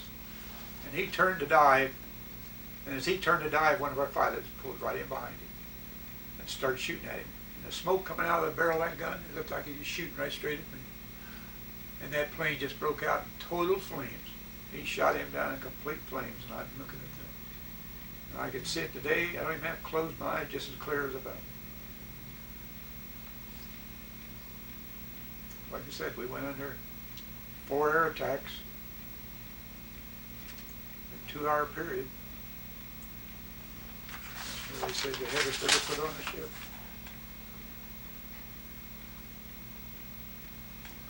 And the only reason they think they didn't come back is we shot down almost all their planes. They didn't have any descent back then. See, we were still operating. That bomb that hit the flight deck and went through it, little hole in and went through outside, that didn't stop our operations at all. Because you could cover a piece of wood, piece of metal, steel grating, what they used, flat, just like flat steel, slick. They could fly right over like everything there. Then they sent us down to New Caledonia again. And we pulled in there, and that's when they sent Seabees aboard to start welding the holes inside and down below the flight deck, or hangar deck, down underneath. And we was taking on water. We was in there about a week and a half, maybe 2 weeks, and they called us back to sea. And we couldn't understand why. Of course, we didn't know what was going on. The Japanese were sending down this task force to take Guadalcanal back. And the Seabees went to sea on us. They were scared to, you talk about somebody scared, petrified. They didn't want about being on a carrier. It's the only carrier the United States had, and the Japanese had 5. You can imagine what they thought was going to happen. it didn't happen because the Japanese didn't send down any carriers. What they sent down was task force, 2 or 3 groups, but the one was a group of 11 troop ships with 13,000 Army guys on it to take back. And if they'd landed, they'd taken it back because our Marines couldn't help it. But they didn't make it. We got up there, and the Marines and the pilots on Guadalcanal and the Enterprise pilots, on the first wave, the first day, they sunk 11 of them. I mean 7 of them out of 11. And I got a pilot today, I won't talk about it. He said his 1,000-pound bomb hit right in the middle of that ship loaded with men, and he said he saw arms and faces and people blowed out over the sea, and the ship blowed up, and he said the blood was just, he didn't want to mention it. It makes him sick. But we sank 7 of them the first day. Then 4 of them landed during the night at the beach. Next morning, we just took a half a mile circle, and we sunk the ships. We blew everything they took out of the ships, and it just wiped them out. And from then on, the Japanese started taking their people off the Guadalcanal. By December, they almost had them all gone, by February. Of course, the battleship South Dakota and Washington got in a big battle at night out there, and the South Dakota got hit pretty bad, but they didn't know the Washington was there. And the Washington had radar. But when they had a train on those battleships, when it cut loose, it just blowed them. It just wiped them out and saved the South Dakota, really. Yeah. They both had holes. Well, they came in New Caledonia later, a little later, and South Dakota had 2 or 3 gunshots, but the Washington had 1 through the side. Looked like a shell going in the side. See all this. And where did you go from there then? Well, we got through there, and they had pretty much, well, you know, Halsey took over the Southwest Pacific. They got rid of Gorman. He wanted to withdraw the Marines off the Guadalcanal if they'd fought that long. Oh. Nimitz said no way, and he sent Halsey down to take over. And Halsey became the Salad. He flew over from Espiritu Santo over there and asked the Marine colonels and things, what you need. And they said, we need men, we need food, we need ammunition. Halsey said, you'll get it. He went right back to New Caledonia and those areas and started setting up ships, and he got men up there and got food, and he got them. He was running up there all he could. He was flying them in there. He was doing everything to get men in there. And the Japanese had made 2 or 3 great big bonsais, which is kind of stupid. They'd run at you, though, or maybe just mow them down. They wiped them out like crazy. But after that, they had no problem. They withdrew their Marine off there by February. It was all gone. Yeah. And then we came back to Pearl, and we got rid of our scout group and our fighter group. We picked up a new group. We had 10 on there, we had 6 on there, we had 10 on there, we had 20 on there, we had 10 back on there, we had 20 back on there. And later... Still, have you gotten any Hellcats? And, no, that was still there. We got those. We got our Hellcats. What happened was after that, things kind of settled down, and they called it a transition period. And in of course, MacArthur took over, and they had some Jeep carriers built. So he used those. He wanted Halsey's group. Halsey wouldn't let him have them. This is where a big conflict came up, but Halsey said no way. But he got some Jeep jobs. And he started using them to take somebody out of Bougainville, move up the chain. That's when they sent us back to Pearl. Now, we didn't know this at the time, but the United States had got their enforcements going, you know, all their production. Yeah. We were building new carriers, new battleships that would keep up with carriers and all this stuff, anti-aircraft cruisers. So actually, they figured it was a transition period. They sent us back to Bremen, Washington, July 3rd of 43. And we were back there, and I took leave in September. Came back, and we left there in October. But in the meantime, they had these F-6Fs that they were training. And we got a squadron of F-6F. And we also got the new torpedo planes. And we were there, and we finally left. And they brought them aboard. The pilots loved it. Of course, the pilots had been training over at some of the naval bases there in Washington. Woodby Island. They put the little Wildcats on the Jeep carriers, yeah, didn't they? Most of them. Yeah, most of them. A lot of But then we got these planes, and the pilots loved, man, everything was automatic. They cranked up the wheels. They used to have to crank them up themselves. Yeah. They cranked up the wheels. They had a bigger engine. They had water-cooled engine with a compressor thing that would give more power. They had 50 calibers that shot 3 times much shells, and they loved it. And they had protection, armor protection on it, and they thought that was, and it was the greatest plane, because in 2 years they shot down over 5,000 Japanese planes in that 2 years. And then the F-4U came out, and I'll always remember this. I don't remember where we were, but I was up on watch, and this F-4U, one of our pilots was flying it, and he was just I thought he was just cruising along. It seemed like the propellers weren't hardly turning over. He got about midships, and he just went whoosh, almost straight up, and I thought, wow, I couldn't believe it. And the same thing was out of Guam when I saw the first B-29. It came cruising along our port side about flight deck level, and it seemed like the propellers weren't hardly turning over.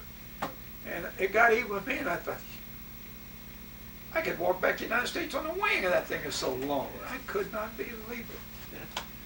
So you got some you had some Corsairs on the Enterprise? We got Corsairs and F-4Us, F-6S both, Hellcat and yeah, because you know they were coming out with radar. Bill Martin, pilot on our ship, he was actually a fanatic on radar. And that's how Edgar O'Hare got killed. You know. Yeah. What they did, we became a night carrier. At about the last year, a little over the last year of the war. We had F-6S on it, we had radars on the right wing, and F-4Us, and the TBD. What they would do was they'd launch a TBD, or TBF, he'd go out, and our radar would guide him to the Japanese plane. Because see, they'd fly come and drop flares at night, and then they'd make torpedo runs. So our radar would guide the TBD out there, or TBF out there, and then our fighter pilots, they'd send 2. And one would get on each quarter of the torpedo plane. The torpedo plane would find the Japanese on his radar and get up to it. Then the fighter pilots could see the flames of the Japanese plane and make a pass, shoot him down, and come back and get on the quarter. And this is the second or third time this happened. Well, Edgar O'Hare, which won the Congressional Medal of Honor, you know, off the Lexington out of Course C, he was lieutenant commander in charge of fire squadron, and he was flying that night, and he was on the starboard quarter of the torpedo plane. I was on watch. I heard some of this, and they shot down one. He was off the Enterprise? Oh yeah. Oh, okay. He was on. Okay. Yeah, he was our fighter squadron leader. He came on the Enterprise after that. Oh, okay. Anyway, he made a pass. I think they shot down 2 Japanese planes that night, and they said shot the Japanese. They couldn't figure how they were getting shot down at night because they didn't see any gunfire. Yeah. Anyway, O'Hare made a pass and shot one down. He come back to get on the quarter, and the rear seat gun of the torpedo plane thought it was a Japanese plane. And that's the only thing they could figure, because he heard him fire, and they had no information from then on Edgar O'Hare. Not one. They looked for him the next day, never found this thing. So undoubtedly he shot the pilot, and he went down with the plane. And that's how he. That's what I heard. And that's why they named O'Hare Airport in Chicago after him. But even though he was lost, they still continued those. Oh, we looked for him the next day. No. I mean, they continued the same operations. Oh, sure. Oh, yeah. They were Martin was successful. very good at it. Oh, yeah. We made, I think, they hit Truck, which was Japanese big base north of the Guadalajara area. And Truck was like Pearl Harbor. They said that was a fortress. You couldn't do any of that. Well, of course, when we came out from out of Seattle, and I showed you that picture, we come down there to the island, they had these new carriers, 6 of them. They'd rebuilt the Ticonderoga, the Yorktown, the Hornet, the Essex. It was called the Essex class. And they called it Murder's Row. Well, they took those carriers and they're in different angles and they hit Truck. And Martin said, we ought to do some radar bombing. And he sent torpedo planes in there at night, and they had the radar, and they fixed on those ships in that channel, and they sunk.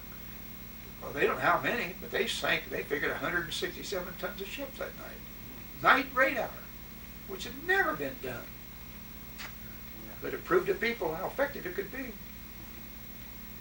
Of course, we became a night carrier then, and off Okinawa, or off of Iwo, we set a record because the Jeep job had been a night carrier for a little bit, and they sent one of the bigger ones back to train it for night care, and we had to take over day and night. So we flew planes 173 hours, day and night. We had them in the air, continuously. Because we had night fighters flying at night, and we had night fighters, but fighters flying in the daytime for CAP, Combat Air Patrol. For 176 hours, I think, straight, day and night. Okay, so you lived Bremerton then, and do you go back to Pearl then? Pearl Harbor. Yeah, that's when we had the new pilots. Yeah. And we trained them on the way back, and then we trained them after we got out there. Okay. And then where was your next engagement? That's when we went on down into the islands of Tarawa and Peleliu. They started taking those islands back. Uh-huh. Then we And got are those the Carolines? Or which? Yeah, Carolinas. That's what they're called, Carolina Islands. Carolines. Right.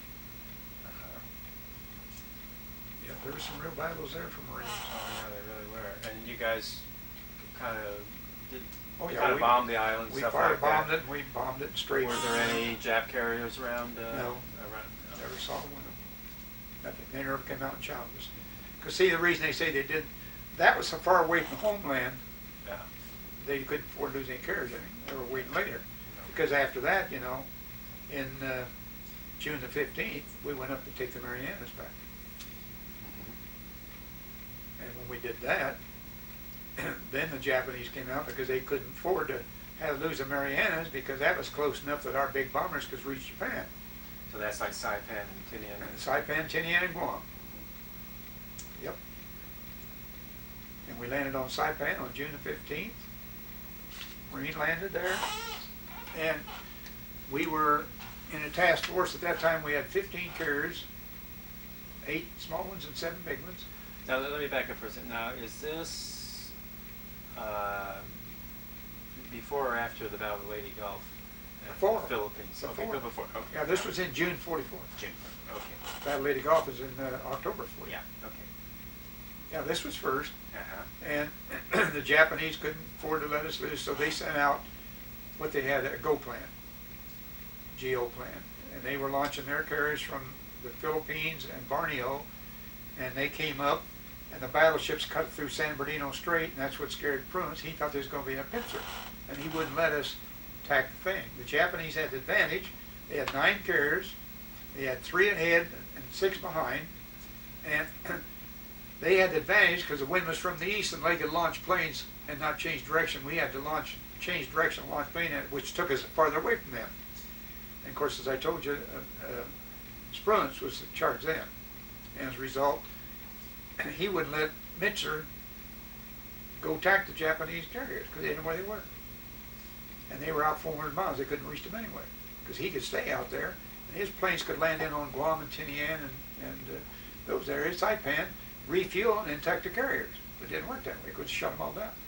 We sent Admiral Lee, which was in charge of battleships. He was the one in charge of the Lady Gulf too. He sent the battleships out 50 miles out ahead of them, and the radar, they could pick up all these planes coming in. And we sent out fighters. And all those carriers, with all those fighters, we had over 200 fighters out there. And they just shot them down like crazy.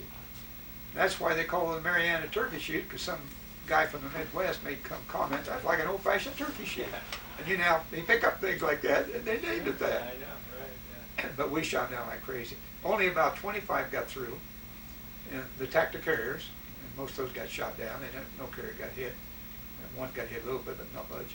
And then they were landing on Guam and Tinian and Saipan. We were bombing those. Our planes were bombing them and leaving holes so they'd crash. And our fighters would wait for them to go inland, and then they'd shoot them down. And if they take off, they'd shoot them down. You know, it was Ozawa was in charge, and of course you know the story. Then after Spruance finally on the 19th, one of our planes, an Enterprise plane, did it again. They found the Japanese carriers, and they reported like 250 miles, and that was a mistake. They actually were about 325. And they had 2 groups. They were going to launch a group first, and here we are again. Enterprise comes out and goes. Admiral Ramage was in charge of all the dive bombers in that test, and he got the Navy Cross for it. Killer Kane off of the Enterprise, and so was Ramage, Killer Kane out there was in charge of all the fighters that led those raids. And of course, when they got there, it was getting dark. They knew it was going to be, but what happened, they found out that it was, somebody reported later, they were like 75 miles farther than first report. They knew they'd be at the end of their gas. Instead of calling them back, they let them go ahead, but they canceled the second attack group. And you saw the pictures of the Japanese. We sank about 5 of their carriers and some of their battleships. Of course, 2 submarines, American submarines, sank 2 carriers before they even got started. And it was just a slaughter. That's why they call it the Mariana Turkey Shoot.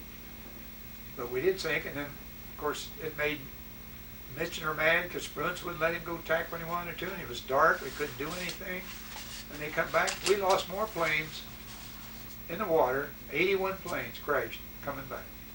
Some of the guys were smart enough, and they got 2 or 3 planes together and set her down, and then they got their life rafts all hooked together. They'd be 2 or 3. Some of them got back, and you know the story of that.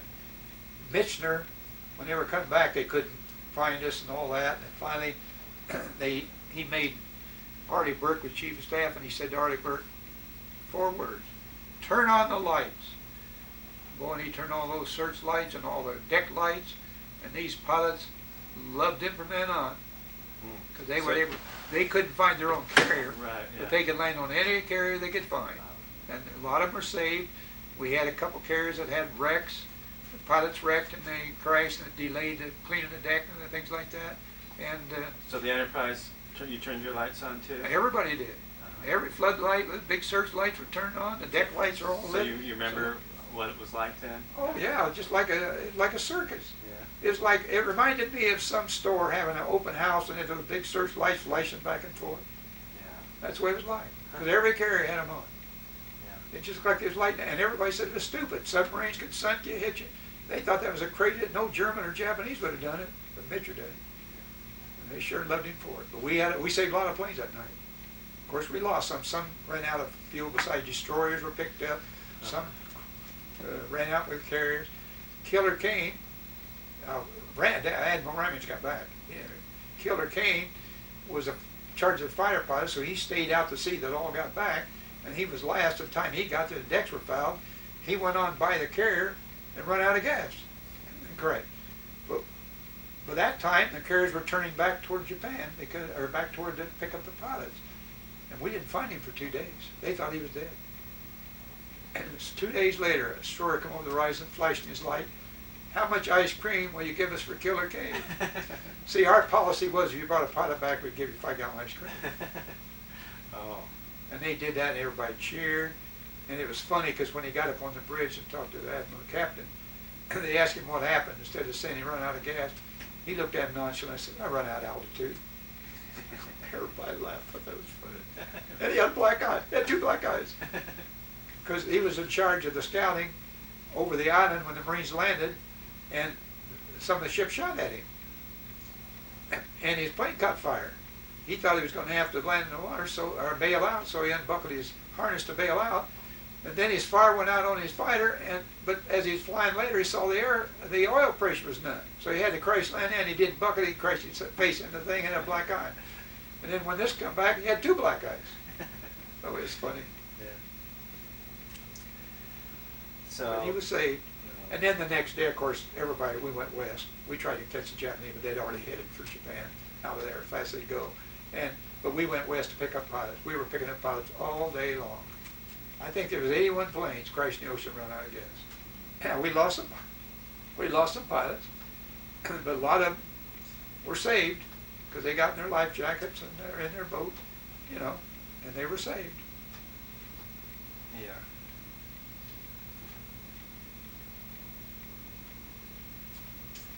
But we stayed around those islands until they were secured, and then they went on down to Tinian, and that's where they really made the long airfield for the B-29s to take off the bomb Tokyo and drop the atomic bomb. And then they went out and took Guam later. This was in June, and it was probably August when they got it all secured and taken care of. And we stayed around there. You'd always have to leave off and on, And sometimes we'd go on the islands there at Tinian and anchor and try to get supplies and stuff. And then went back to Pearl. And it was just continuous, because right after that, we went out and started hitting Formosa, which is now Taiwan, and we hit excuse me, we hit the Philippines, because he was getting ready to take land on the Philippines in October, and they were going to land on Mindanao. Well, then some of our security people found out that the island of Leyte didn't have any Japanese on it. So they changed the date, moved it up a couple of weeks, and we landed on the island of Leyte. That's why they call it the Battle of Leyte Gulf. And we were in it. We thought we was going to miss it, because we'd bombed we'd bombed Formosa, which is what it was called then. Now it's we bombed Philippines, Manila, in that area. And we came back, and they said, you guys, because we've been gone a month and a half, you go down to Ulithi for recreation and resupply. Well, we went all day. By the time it got dark, we got notice to call back. They said the Japanese were on the move, their Go plan. And as a result, they were coming out of Borneo and coming. They had three groups. One was coming Seguro Straits, one was coming through the San Bernardino Straits, and Ozawa had the carriers way up north, wanting to draw Halsey north. Well, what happened when we come back, we were in the south end, and we caught that south group coming, and I know a dive bomber pilot put a bomb right on the rear cruiser. But Halsey was calling everybody north, so we went north. By that time, the Essex had already hit the middle group, and we hit the middle group. That's when we sank that big battleship Musashi. It wiped it out. They tried to beach it. They said to beach it, and the guy was afraid to turn over. It was so badly damaged. And so it sunk, the biggest battleship in the world. And we went on north and caught up with all the others. And of course, that evening, early in the evening, they found Ozawa's 5 carriers. And he took off running toward the Sagano Sea, and again, I can remember the exact name of it, and Halsey took out after him. He took Admiral Lee with him that was guarding San Bernardino Straits, because he thought if he sank some or damaged him, they could blow him out of the water. Well, this was during the night, and during the night, the South group turned back. And this is when Admiral Orfendorf had all those old battleships, Pearl Harbor, plus in Nevada. He had a straight line. The destroyers and torpedo boats were keeping track of the Japanese coming down that line. They were coming straight in a line down that channel. Well, he crossed the T, the old Navy crossed the T, because all his ships could fire broadside, where Japanese you can't fire them forward and aft because you buckle the plates. No recoil. And they just wiped that group out completely. One heavy cruise, they said, got out and he was beat up so bad in a destroyer. That took care of the South Force. The Middle Force, when they sunk that big battleship, they thought they would turn around and not come back, but during the night they turned around and came back. And in the morning, of course, the first thing they saw were those Jeep carriers. And they started firing the Jeep carriers. Jeep carriers started running from them, tried to lay smoke. Some of the destroyers attacked them, and they didn't go down and hit the supply ships at all. They took after those Jeep carriers. Well, they launched some of their planes, and they were screaming for help. They were screaming their head off for Halsey, wanted to know where Lee was. And this is when I told you that Halsey got the message. Task Force 38, world wants to know where you are. And boy, it made Halsey so mad, he slammed it against that. And anyway, he called back. Well, we sank 5 of their carriers anyway. And I showed you pictures of those. And we got the last one, the Zukakyu, was sunk. And that was the last carrier to hit Pearl Harbor. But the funny thing was, in the middle group, of course, they sank the St. Lo, Jeep carrier. And the Descent, or one of the others, got sunk by kamikaze, because that's where the kamikaze started in the Philippines. And as a result, the Japanese thought this was Task Force 38. So they took off, went back through San Bernardino Straits, and they could have sunk every one of them and didn't do it. It was amazing. But anyway, they took off. By the time we got back, they were already gone. Halsey was so mad because we could wipe out that whole Japanese task force. But they didn't. Then we come back. And then, of course, the Marines landed later on Mindanao, and they went up through the Philippines. We left the Jeep carriers for MacArthur to take care of any air stuff, and we went north, and that's when we hit Iwo. And of course, before we hit Iwo, we hit Japan proper, You know, got to stop all the planes. We hit Formosa again because they could relay planes down that way. We hit the Bonin Islands. It wasn't just us. There were all the other carriers. Yeah. We had about 16, and they put 4 in a group. They'd have 2 big carriers and 2 jeep carriers. We had Jacinto Center with us a lot of time. That's the one George Bush flew off of. Oh, yeah. He was a torpedo pilot. A lot of people thought he was a fighter pilot, and I've read books where he wasn't a fighter pilot, he was a torpedo pilot. Yeah. And had Barbara run in front of the plane. His wife's name. Yeah, Printed that's right right. in front of the Yeah. plane. I got a picture of it. Yeah. Anyway, we blasted all those islands a while. So you usually you'd have 2 big carriers. 2 and big jeep carriers, 2 and small. So who was the other big carrier that was with you? We had area? let's see, there was the Enterprise, Ticonderoga sometime, and we had the Bellawood and the San Jacinto. And there's other times we were with the Hancock. I remember the Hancock, because I saw her get hit with kamikazes just right off the starboard side of us. But that's the way it operated. Yeah. And some of the Jeep jobs in the other carrier would be down hitting Formosa, so they couldn't come up there. Some of us were bombing Japan proper itself, you know, and shooting up all the field and the planes to keep them from coming down to Ewell. Of course, they were So attacking what group are you in now? You still Task Force 16? No, we're Task Force 58 now. Oh, Task It changed. In 43, they changed it to Task Force 38 and 58. Halsey was 38, Spruance was 58. We were in Task Force 58.4. Sometimes it was 58.1. But we were all in the same group, really. It was just a big group of carriers. And when they hit Iwo Jima, you couldn't believe there were ships everywhere. Just couldn't believe it. There was so many. And of course, the Marines hit the island and took it over. Quite a battle. Oh, yeah. Very bad battle. And I showed you the pictures. They Right. fired down from Mount Suibachi right down on the beach and killed a lot of Marines and injured a lot of Marines, and tough battle. Now you were telling me about an attack when you were refueling. Oh yeah, that was March the 20th. Go Yeah, tell we me were. about That was in the Okinawa area, and then. Oh, that was Okinawa. Okay. Yeah, it was Okinawa and between Okinawa and Iwo Jima. It was all in that area. Yeah. Okay. Yeah, this was on March the 20th.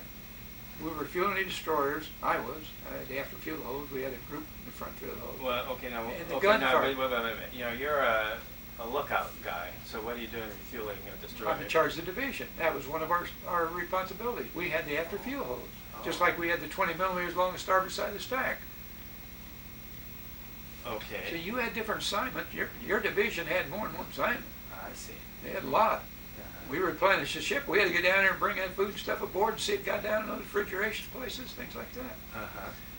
But this day we was refueling the destroyer, cruising along there, and the gunfire started. So the carriers you carried enough to refuel Oh, yeah. other shit? I mean, Oh, all the you time. always think All of the time. refueling. I didn't realize that. Oh yeah, we refueled even cruisers sometimes. Okay. We refueled destroyers. See what would happen? We'd refuel destroyers because they used less. They had less fuel storage, and they couldn't keep up, and they couldn't be running back somewhere. So we'd refuel those, and then we could go out and refuel from a tanker, one ship. Oh, okay. Where if you went out with destroyers and cruisers, it'd take you all day and half the night to get them fueled. See what I'm saying? I see. Yeah. And this way we're refueling a lot. And this day we're refueling the destroyer, and the gunfire started. Oh man, you talk about emotion changing. You got to turn off that fuel. You got to disconnect those hoses. You got to bring them up with this crane. We got a crane that has 2 wheels. One's great big that carries most of the weight of them. The other's real small that lets it out fast in case the ships roll, you know. And to get those up in, we had iron frames that set them in, and to get them up there and set them in, that's where I almost got killed. The guy on the crane didn't get him high enough, and it just missed it coming over the top, and I pushed it out and it hit that thing and bounced and turned and drove me through the wall. Steel deck it was, of course. And then I got up, after we got them set, I got up and went around to train the crane around, because it runs right over those 40 millimeters, 2 of them. And I don't know what happened. I don't know to this day who trained it, because I heard screaming. And I went up forward. We got hit with 2 5-inch shells. What happened? It wasn't from the Japanese. As I told people, guns have stoppers on them. You're not going to be able to bring a gun around and shoot the bridge. There's a stopper there. It won't go that far. But other ships shooting out flat out across there, they don't have stoppers. And we got hit by a 5-inch shell It hit this 40mm mouse plus 2 fighters sitting on the flight deck. And I showed you pictures. Nothing but smoke. You couldn't even see us. You couldn't see a thing. And I was just lucky because I was out to the starboard side of the deck where this crane was and where this gun mount was and these fuel hoses are. So I was out of the smoke a little bit. But when I went around to train the crane, I heard this guy screaming. And I run up there and I just lifted him over the iron railing because I was always big in the shoulder and everything. He used to push up. And he had his arm blown off right there. And I drug him, kind of half fainted, and I drug him back to sick bay. And just before I got to sick bay, I said to the 2 guys standing there, I said, take this guy right down below that sick bay. I went back, everybody on the starboard side, after the stack and before the stack, had abandoned all their guns.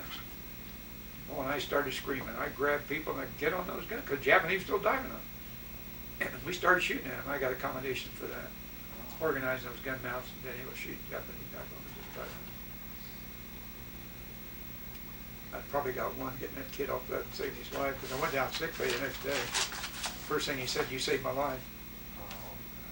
People knew about it, but nobody ever did anything. I never got anything from it. I don't worry about it.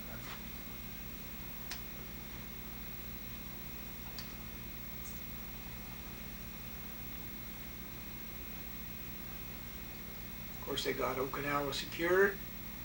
Iwo Jima secured. Then we started on Okinawa. Did the kid? Did you know him before? Was he a friend of yours? No, he was in the 3rd division. I don't even know his name. I was going back down to see him in sick bay, and they transferred him off ships. I never got his name. So now, were those kamikazes coming at you there at Iwo? Oh, all the time. Oh, we were shooting them out all the time. Yeah, that's some of the pictures I showed you. Right. Hit beside us, hit back of us, and we shoot them down. And you were telling me there are 2 types that would come in. One was we named them ourselves. Yeah. We call them guts and no guts. If they'd fly right straight into you, like you saw some of those pictures I showed you, then we call them guts. If they didn't have the guts, well, then they'd barrel roll to kind of take the pressure off of them, knowing, that they're going to fly right into that ship and kill themselves. And sometimes they'd miss you because they'd forget they're doing 300 miles an hour maybe, and they'd do the slippage of the plane, and they'd go down beside of you. Or they'd miss you or overshoot you. And we call them no guts. So you get out to you're in the Okinawa area now. Huh? Okinawa on April the 1st, which was April Fool's Day, was also Easter Sunday, which is a miracle. They don't happen very often. Yeah. April the 1st and Easter Sunday. And we were shooting it up, bombing it and everything, and the kamikazes are coming at you. In fact, I have a book that says that the people on Okinawa,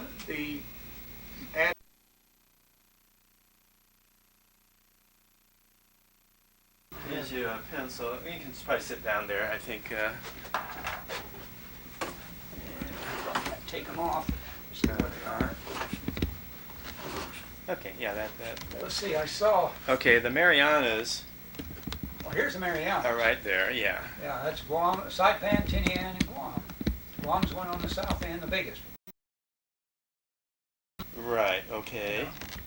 Yeah. And of course. And where in relation to was your group? We were just south right here, west of Saipan. We stayed right in that area right there. Oh, okay. Yeah. Because the Japanese were out here. See, they could fly in 400 miles, land on those islands, refuel and all that, and then bomb us, and then turn around and come back, but it didn't work. We're shooting them all down before they got there, and if they got there, we shot them down anyway. Yeah. And they were coming from what areas were they? They were coming off the carriers here. Oh, okay. In this area to the west. See, they came out of the Philippines. Here's the Philippines over here. They came out of the Philippines going up in there, see? Uh-huh. They came out around this way, and some of them cut through San Bernardino Straits there, and then they met together up here as a task force. Yeah. And they were west, about 400 miles. And like I said, the wind was from the east, so they didn't have to turn away from the wind. We had to turn away from the wind to go east to Lodge. Yeah. They didn't. Then we'd have to come back. All that track, after we'd wasted all that time, we'd have to turn around and come back, retrace it again. And they call that the Great Marianas Turkey Shoot? Or Yeah, that's Marianas what they call it, Mariana Turkey Shoot. Shoot. Right, yeah. Yeah. Battle of Philippine Sea. Uh-huh. So, And, okay, and over to the right is the Carolines. Yeah. We're over, I believe, in this area here, where the Carolines Yeah, are on all there's that the Carolines stuff. and Marshall Gilberts. Uh-huh. Yeah, they're all in there. Right, whereas New Guinea was kind of down in here, Yeah, and New the Guinea's all Solomons there. over in there. There's So Solomon all everything there. just kind of moving Yeah, goes that towards way. that way, yeah. That's the way they did, because they're in the Philippines. See, they landed on Leyte, which is right there, Yeah. rather than land on Mindanao. Because Yeah. there was no Japanese, there's too many Japanese there, where on the Leyte, the island of Leyte, there wasn't any. So that's why they landed there. Nice. Was that the one where Halsey took off north? Yeah, that's Okay. where, see, So- here's the, don't give it on here. Well, anyway, there's a C, a Gano C, Yeah. and the Japanese were north, and they took off to the north and northwest. And Halsey was, of course, chasing them, and we caught him in the Gano Sea there, above Sumatra, and that's where the battle took place Yeah. at that time. And Halsey was there at that time. And they had three groups that were coming down. Yeah. And where were they coming? Well, no, they had a group in the south, Yeah. a group in the middle, and a group from the north. The carriers were to the north. They were supposed to be a decoy rather. Decoys. Yeah. They were supposed to bring Halsey up out of there so that these two groups could go down and wipe out all the Uh-huh. troop So they ships went through. Those are like little straits, or and all their supplies and everything. they went through in between those islands, kind of Yeah, through some there's straits. San Bernardino Straits right there, Uh-huh. and Seguro Straits are down here. Ah, okay. So they were going in between them, see? Yeah. And yet, it didn't work. Right. Okay. Let's Of course, now. Halsey took off to the north after Japanese carriers, and that's where we caught him up there in the Gano Sea. Right. Let's go back up to the Marianas now, and the significance, and Iwo Jima, the reason that, of course, we're getting closer and closer to Japan. Oh, sure. And as I recall, from the Marianas, from Tinian, we were sending B-29s over to Japan. Oh, yeah. Well, that's what they did. They launched the B-29s off of the Mariana Islands. Actually, Tinian is where the Enola Colonel blew it Gay, off. right? Yeah, but it was still a long ways. So if they were shot up over Japan, they That's needed right. and that's why we wanted Iwo, That's was exactly so why they they and wanted it probably Iwo. saved a That's heck exactly of a lot why of them. Iwo. That's exactly why I wanted to Right. together, because Okinawa, because the planes could land there and they could be repaired or help refuel and all that and get back to the Marianas. Yeah. Back to Tinian. And then with Okinawa, that was I believe was supposed to be the jumping off place into Yeah. Japan when we Well, were that's to. what they took Okinawa for. Right. Yeah, they wanted Okinawa because they thought they was going to have to actually attack the property of Japan. Right. And by taking Okinawa here, they thought that would be the staging point to actually land on Japan. Right. Okay. Good. All right. Well, let's resume here again Of course, that's where we got all the kamikazes. in that area. Yeah. But I showed you that they told the admirals not to worry about the Army landing because they've got 2,000 kamikaze people that volunteered to be kamikaze pilots, and they was going to wipe out. They were going to wipe out the military, the carriers, and wipe out the supply ships. And they said they won't have anything to worry about; they'll starve to death. That didn't work. Okay. Yeah. And they say, I was told this, and I think it's in the book I have too, that the two admirals that are on Okinawa, on the northern end, they got in their dress uniforms, they had a great big breakfast, and they go commit suicide. Now you were talking about April 1st, Easter Sunday. That's when they landed on Okinawa. That's when they landed. It was April 1st was April Fool's Day, and it was also Easter Sunday, which it doesn't happen very often. Right. But that's the day they landed. And the Army landed first, and I showed you the map where they landed on that one side, and the Marines made two false approaches, like they were going to land on that side to get them in a pincer. If they didn't do it, they didn't want them. And then, of course, the Army got on, and they got the two air bases. They were real close together anyway, the cities, which I showed you. And they took the 2 air bases, and we started bringing planes in on our own. And that's the most important thing. If you got air support, you got it made. Oh, absolutely. And of course, like I said, they went to the north part and got that part, and there was some resistance there. The big resistance in the south, because there was valleys there they had to cross, like 200 yards, and nothing to hide from or anything. And it was very difficult. In fact, I told you, General Butler, he got killed. He thought he was safe standing behind some rocks, and somebody shot him through between the cracks of the rocks. He was general in charge of the army then. But the kamikazes were probably causing more they trouble. caused the most trouble. Yeah, they hit destroyers. They sunk some destroyers. See, that's what the Navy does. The carriers are most important because they got the planes. So they send out cruisers and destroyers and battleships out ahead, and some of those kamikaze pilots, it was a ship to them. So they crashed into the destroyers, and they sunk some up and killed them. They hit battleships, cruisers, but it kept them from getting dust. But there was just too many.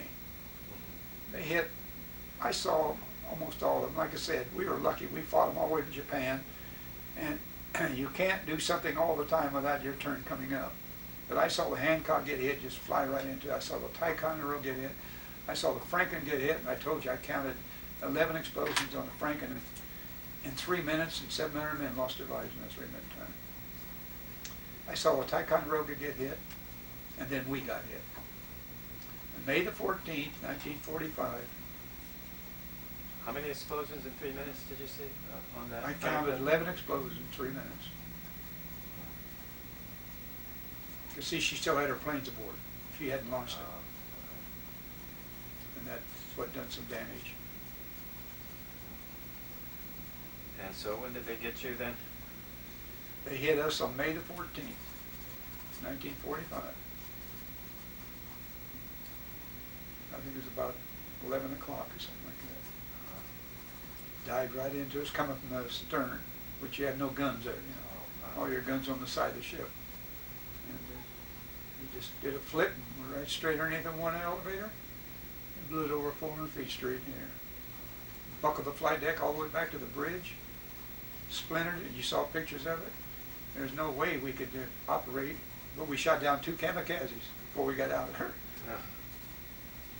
And that's why I say if the captain had stayed out in the clear, I still believe to this day we'd have shot it down. I don't think we'd have gotten hit. So you saw that one that got you pretty early on? Oh then? yeah. Well, I saw it at 1 o'clock at 8,000 feet high. And then the captain went underneath this cloud cover where you couldn't see it. The next thing I saw, it was going down the starboard side of us. There were some breaks in the cloud, and it was down the starboard side of it. And the next thing I knew, wow, he come out of the back and plastered right into us. Like I said, I was ducking splinters of wood. Some of them were burning, because they were flying, you know, pretty good explosion. Well, they blow an elevator over 400 feet, that big a chunk of metal, you know, there's a lot of power involved. Oh, yeah. I've interviewed a guy that was on a British carrier. He was British, and they had steel decks. Yeah. And Well, our new ones do today. All the carriers today Yeah. have steel decks. But he had mentioned, of course, they were slower because of the weight, Yeah. but they didn't penetrate their decks That's true. like our wooden decks, and they That's didn't take true. the damage that the American carriers did. That's true. Because our decks wasn't that thick, and it was teak wood, Yeah. you know, so go through pretty easily. So, In fact- so you saw your elevator go in the air and all that kind of Oh stuff? yeah. What did you think when you saw that? I was hoping it wouldn't come back down and fall on me. Really? Because going up like that, you know, you're moving along, you know where it's going to come down. It didn't. It didn't hit the ship. I think it probably had some angle to it or something. Yeah. Because when you look at it in the picture, it looks like it's straight above you. You know, straight where it went out of the elevator. But, no, I was ducking wood splinter thing. After I saw it go up, I thought, forget it. And it just went. But then I just ducking splinters, and we got out of there. And then, like I said, we shot down 2 more kamikazes, and we couldn't operate, so we started out there. So Back to Pearl. Back to Pearl. Yeah. And you saw the pictures of everybody standing on the deck and taking pictures. They Yeah. cheer, you know, because they knew you got hit. Yeah. That's when you come back, you got hit. And we was only in Pearl 3 or 4 days, maybe a week, and then we went back to Bremerton, Washington. And this was in July. Of course, you know, August the 6th, they dropped the atomic bomb on Hiroshima, or Hiroshima, or which way you want to pronounce it. And then on the Okay, 9th, when did you first hear about that, Hiroshima? that very day. Oh yeah. In fact, when we got in there, it was amazing. They wouldn't work on us. They kept saying the war's going, because we were within Okinawa, and our planes were still shooting planes down over Japan. I mean, navies, ours was. But we do have a pilot on our ship shot down one of the last Japanese planes before the war ended. Yeah, Pete Taylor lives in Seattle, Washington. Anyway, we got back there and these guys would work. They'd weld maybe a foot and then quit. Get to work. We want to get out of there. You're not going out there. That war's going to end before you get out there. You don't have to worry about it. And it was sickening because and they did finish it by September, but I got off with that. They'd sent me down district staff headquarters in San Francisco. Oh, okay. And I operated out of San Francisco. So what did you think when you heard about, had you heard anything, did you know anything about an atomic bomb or anything like that? Oh, nobody knew anything about that. That was the secret of all secrets. You know that. Nobody. Absolutely. In fact, when Truman got to be president, he didn't even know what they were talking about when they were talking about it. He really didn't know, and he's the one that made the decision. And I'm appalled today that people keep saying we shouldn't have dropped the atomic bomb. Well, they don't know the circumstances. I've got a book, and there's other books written about this, where kids in Japan actually had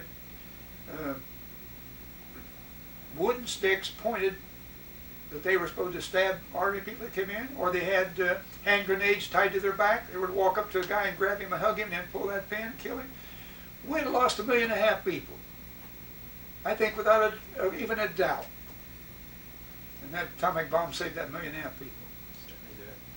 And it didn't do that much damage to Japan. Well, they did 90,000 the first time and 80 the second. Well, the fire bombings That's killed what a lot more. In The Tokyo, fire bombing places killed a like lot more than that. The killed a lot incinerator, when they dropped, they burned a lot. And these people don't study and won't listen and don't believe it. And that's the thing that, it's ridiculous. They just need to find out what's going on. And I still hear people today say, we shouldn't have dropped the atomic bomb. Well, You shouldn't have dropped the atomic bomb. I've never heard a veteran say that. Well, I've heard it. From veterans? I've Well, I've heard heard it it from from people, but I've Well, never not heard it- veterans, but not I've from heard it from I know people. that, but not from. I've not heard one World War II veteran say Oh, I that. haven't either. Because No, they they're not don't going. realize it probably Well, saved their that's life. because they know the circumstances. The other people didn't. And you saw the 2 pictures I gave you where the Japanese on Guam were clothed, treated properly, fed properly because we abided by the Geneva Rules. And yet the people in Japan, they hardly get fed. Some of those guys lost over 100 pounds. They were freezing to death. Some of them did die. They got shorts on. They got no clothes. It's ridiculous. Now, did the Enterprise sink the Yamato, the Japanese battleship too? That's another thing.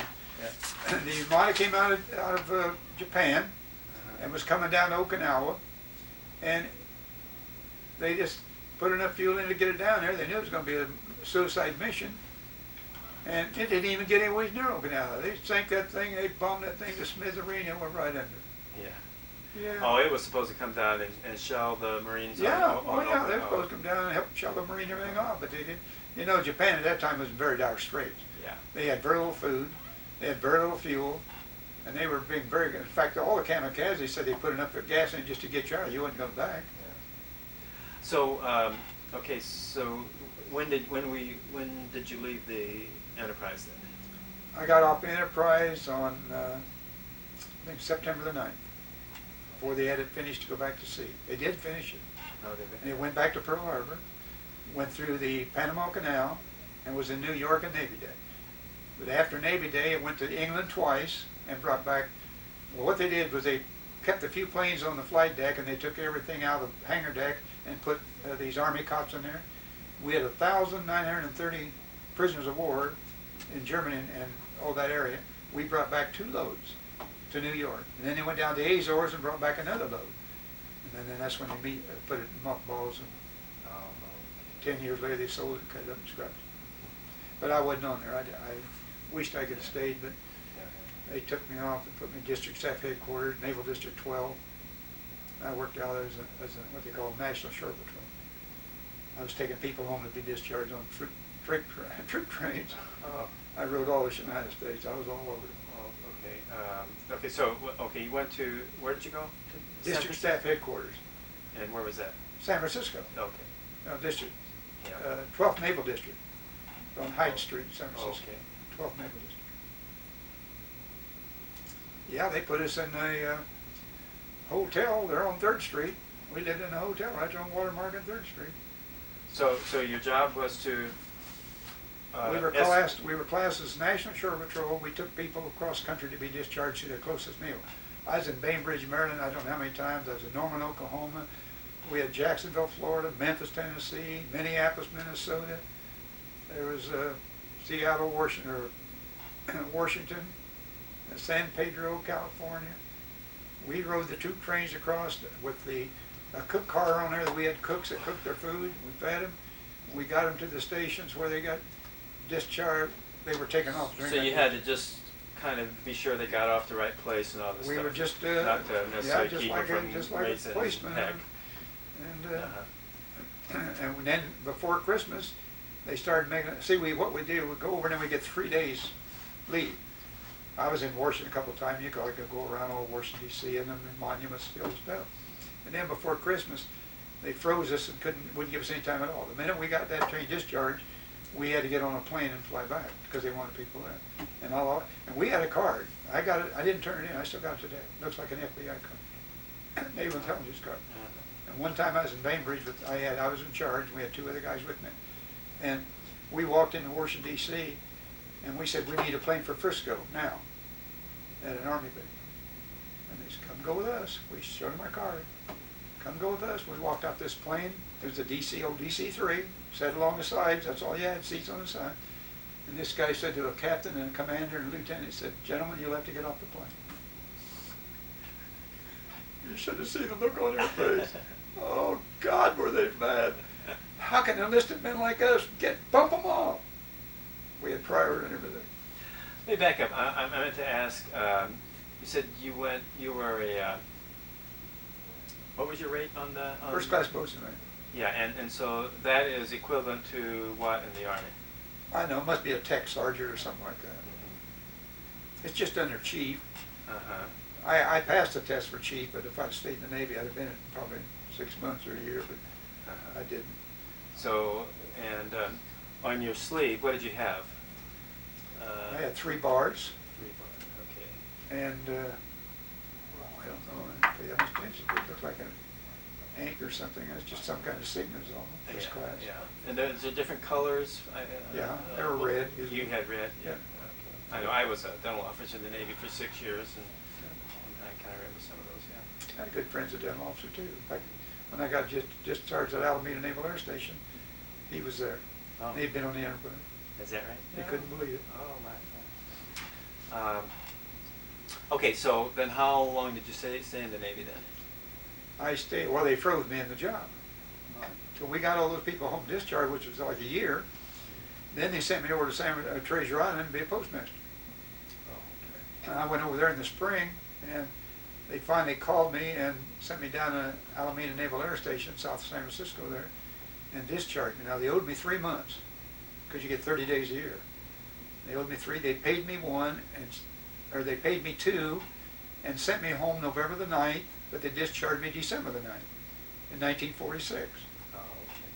So I was frozen in until 1946, December the 9th. But I got to go home November 9th. So you went back to...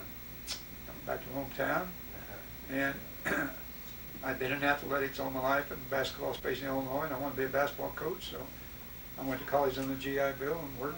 What college did you go to? Wichita State. We called it University of Wichita then. Now it's changed to Wichita State. Shockers? Yeah, we Shockers. And I went there and graduated. When I graduated, because of my age and my experience, I was hired as So a you were a PE major then? Yeah, I was PE major, a history minor, a history major, and in fact I got 5 majors.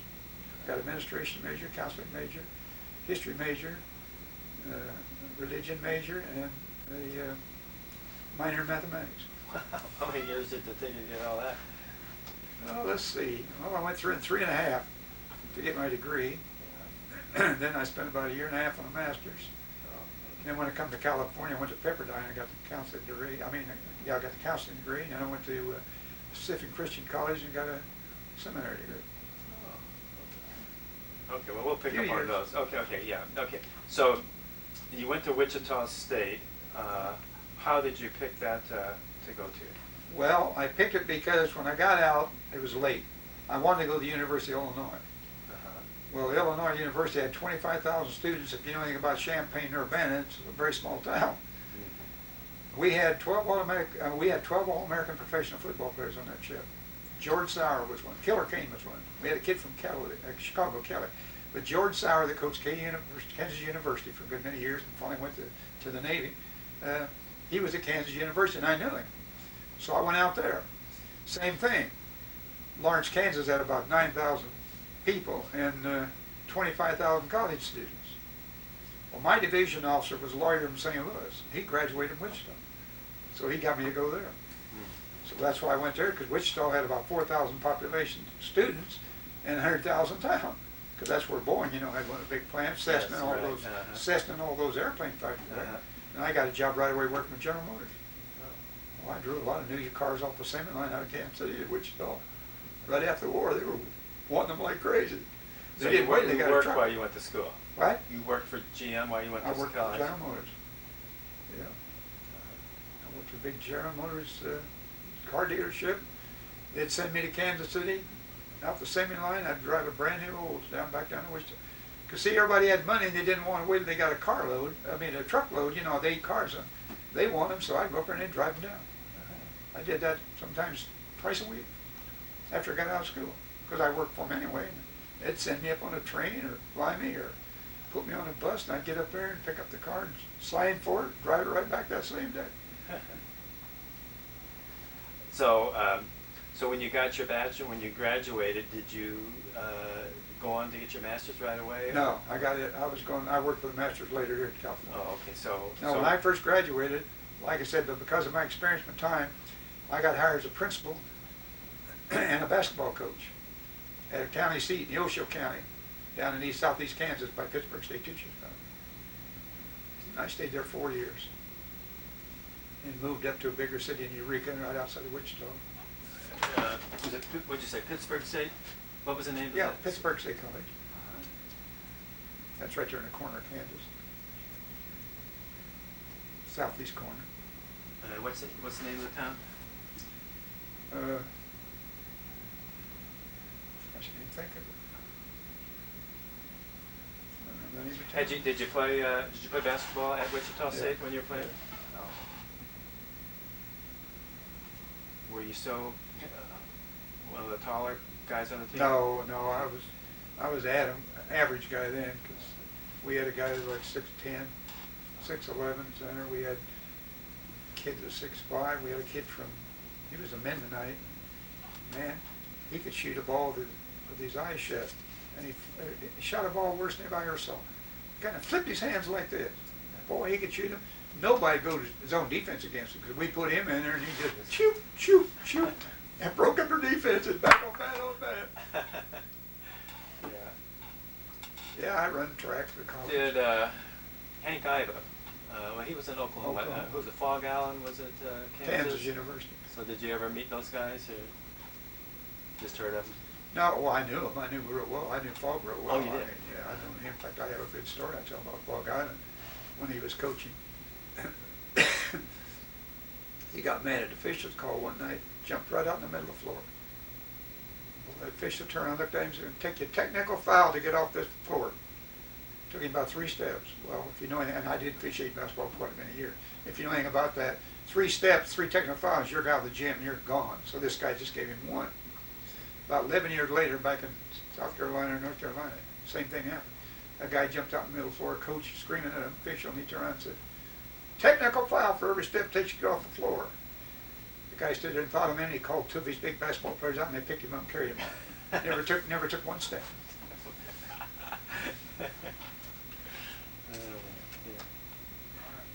No, Dr. Allen is an outstanding coach. He's one of the top coaches in the country and the world.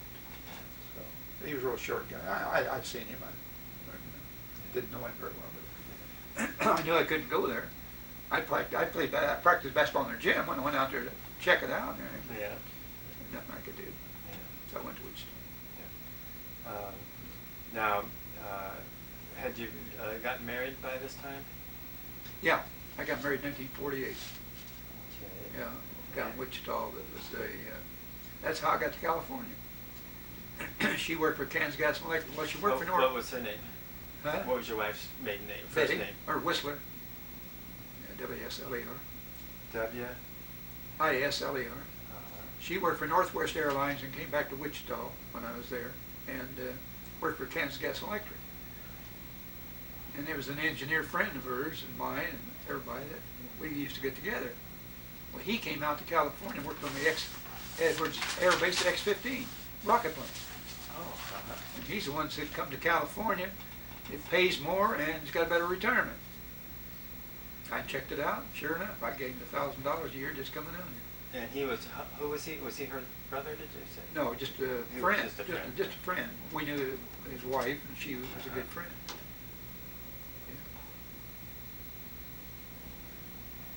So Then when did you move to California? After became that, he became the president of Canadian Airlines. I moved to California in 1959. I came out in 59. Okay, were you teaching at Pittsburgh State all that time? No, I wasn't teaching at Pittsburgh State. I was coaching. I mean, coaching, huh? Not at Pittsburgh State. It's only a town that was in the county where I was. Yeah, no, I was at Erie.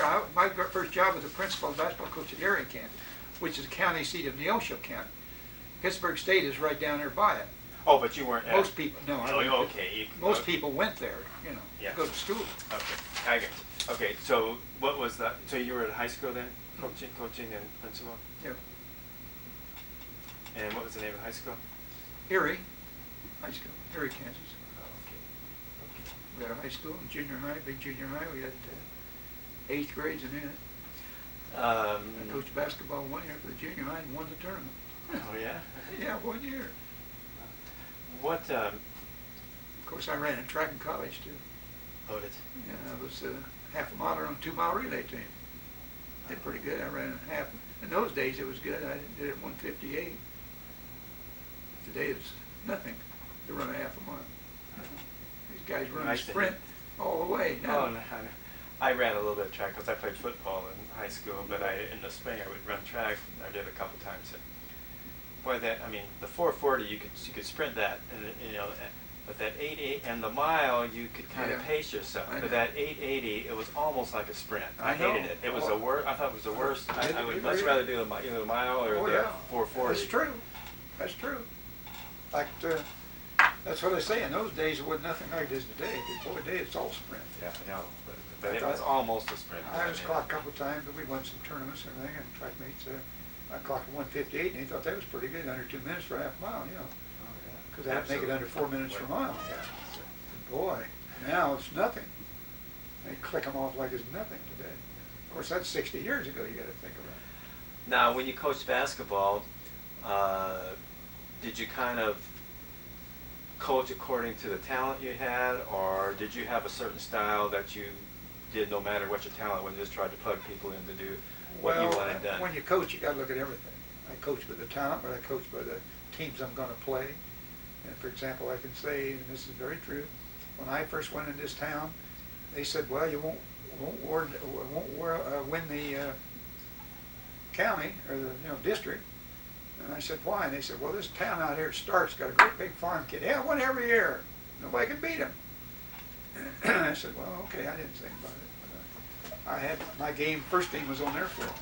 They beat me. So when they come to form my floor, then I already worked out with the kids. I played a box and won. I covered that one kid. I wouldn't even get the ball. I had the fastest kid on. I wouldn't even get the ball. We beat him. And I never had a team beat me on my floor. I didn't beat them on theirs. They beat me on theirs. I beat them on mine. And I won first. I think both times.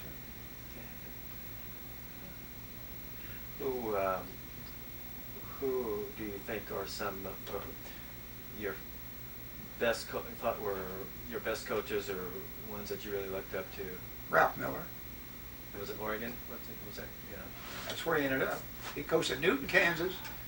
Won the district and almost the high school tournament every year. He came to East Wichita, Kansas. Was coaching there, and that's where I knew him. And the fact he came down and spoke at our banquet one time. And then after he was there, he went to Wichita State. That's when he got, I think, third in the nation. This big guy, I can't remember the college kid's name, big kid. And then he moved to Oregon. but he was an outstanding coach. Of course, Hank Iva was a good coach. The only thing I didn't like about Hank, he played slow, deliberate, Yeah, that's what I did. zone Oklahoma State, defense. Oklahoma. Yeah, and of course, John Wooden. John Wooden, one of the best coaches in the world. Yeah, he's quite a guy. Yeah, I read books on him, and I couldn't believe it. I remember one time when he was coaching up in Washington or somewhere up in that area, he was behind like 17 points with 2 minutes to go, and he won the ball game. He was the kind of guy, I mean, And I always said if I was 17 points, he had 2 minutes, nobody gonna beat me.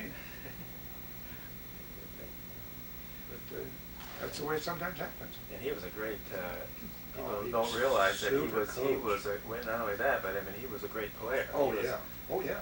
All-American A for lot of 3 these years at people Purdue. were. Of course, A lot of I'm from in fact, India. I started the basketball team on a ship. Did you? Yeah. I used to play out there. We didn't have baskets, you know, like a backboard on. We had these things we set up and had just a basket like that we could shoot the ball in. Yeah. And I had Marines guard me. They just blew themselves in mind. God, you can't keep up with you. You're too fast. You go too many places. Because I'd screen on people, you know, and take them around a little picture. And then we finally got a team set up on the ship and played over in some hangar one night. I forgot who it was. You know, these are many years ago. And finally, you can only do so much. And I just gave it up. I thought, you know, this is killing. Yet I officiated basketball till I was 65. I officiated baseball, high school baseball, till I was 65. I've done all kind of tournaments. I've done the American Legion tournaments there in Anaheim. I did the high school championship game in Anaheim at the Palma Stadium. I officiated softball one night. They called me and I was principal at Eureka. Couldn't get a coach for the Nighthawks, Long Beach Nighthawks, the softball team that won the world and everything so many years. I did their ball game at Eureka. They had playing some team. I borrowed it. Wow. Okay, so okay, you were principal and coach in Erie all the way up until like No, until you came to California. No, I was there 4 years. Okay. Then I moved to Eureka, Kansas, and I just became a principal. Oh, okay. There. So that would have been 19. That was, it'd be 50, let's see, I graduated at 50, will be 55. Then I came to California. And I started. Was that a high school? You were Yeah, high school. I started teaching at Lancaster. And the principals up there, two of them, they were fighting each other. So I quit and went back to Kansas to Olathe, where I landed when I flew out of Washington, D.C. one night in a DC-3. Couldn't believe that. And I was there 1 year, and this is when the guy got me to come to California, and I came and stayed. Been here ever since. And where did you come? That would have been like I went to 1960. Escondido. Oh, okay. Like around 1961 or so? Yeah. 60. 60. 60. I went to Escondido, stayed down there a year, and they were having a lot of troubles. Was that a Escondido High School? No, it was a elementary school. I wanted a junior high, and they didn't have it. They gave me an elementary job. I didn't want it much, so I came up and got my master's there at the Pacific Christian College in religion. Then I got hired by Anaheim teaching mathematics. Okay, where did you go to get your master's, did you say? Pepperdine. Pepperdine, okay. They have some pretty good basketball teams. Huh? They have some pretty good basketball teams. Oh yeah, yes. I didn't play or coach. I didn't get involved. So, okay, you got a master's in religion, did you say? No, I got a major. Oh, a major, okay. I just went and got a major in religion from Oh. Pacific Christian College. Oh, okay, wait a minute. Okay, let me back this up.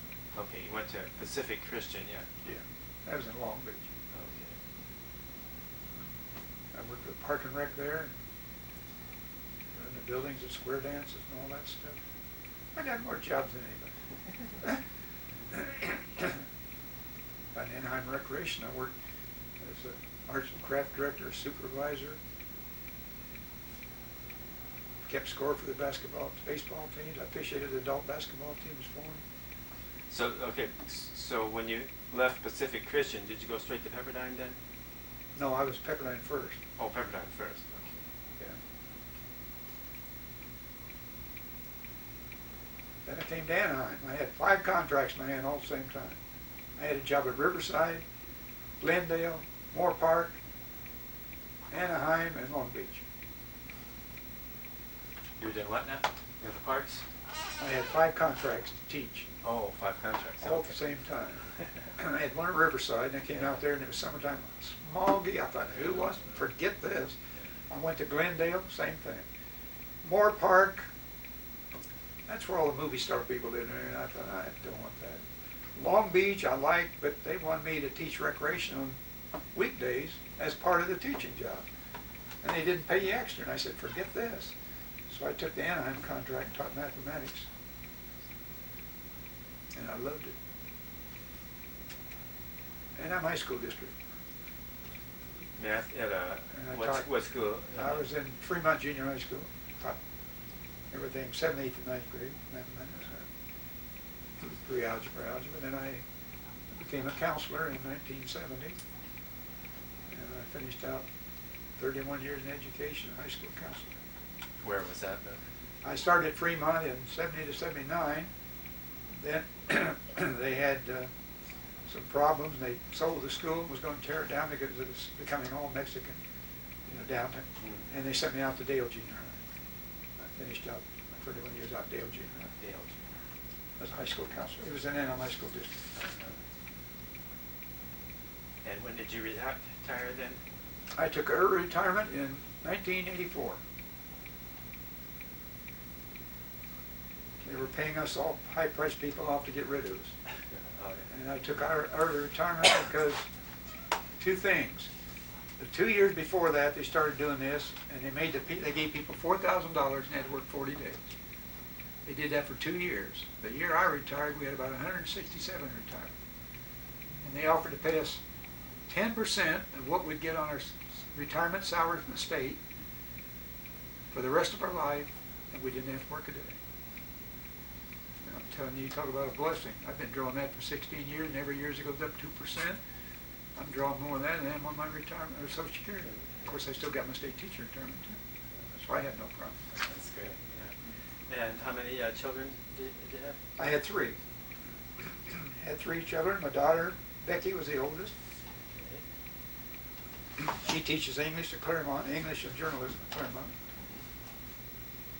My son Danny was next. He was an outstanding basketball player. He was so good that the pros looked at him from Boston Celtics twice. Then he ripped a knee, and that took care of that. But he's now the supervisor and shift manager over the Hilton Hotel in Laughlin, charges all the blackjacks.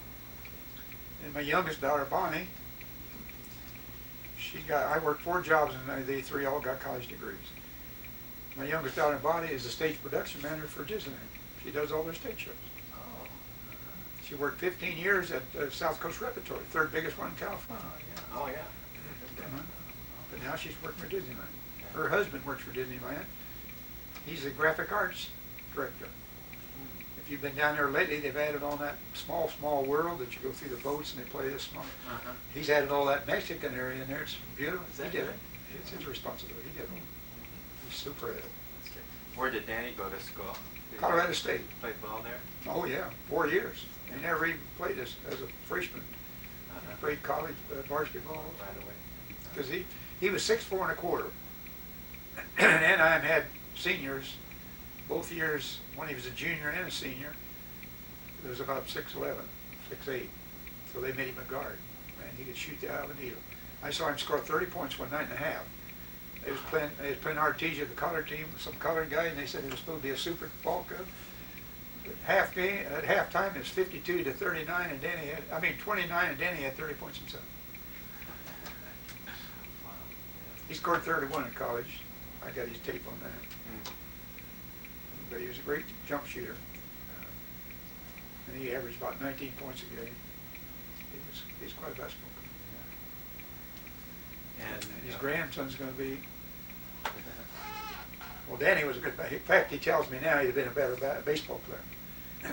I told him how to play baseball. I coached baseball. I told him how to play baseball. In fact, when he was a little baby, he hit 666.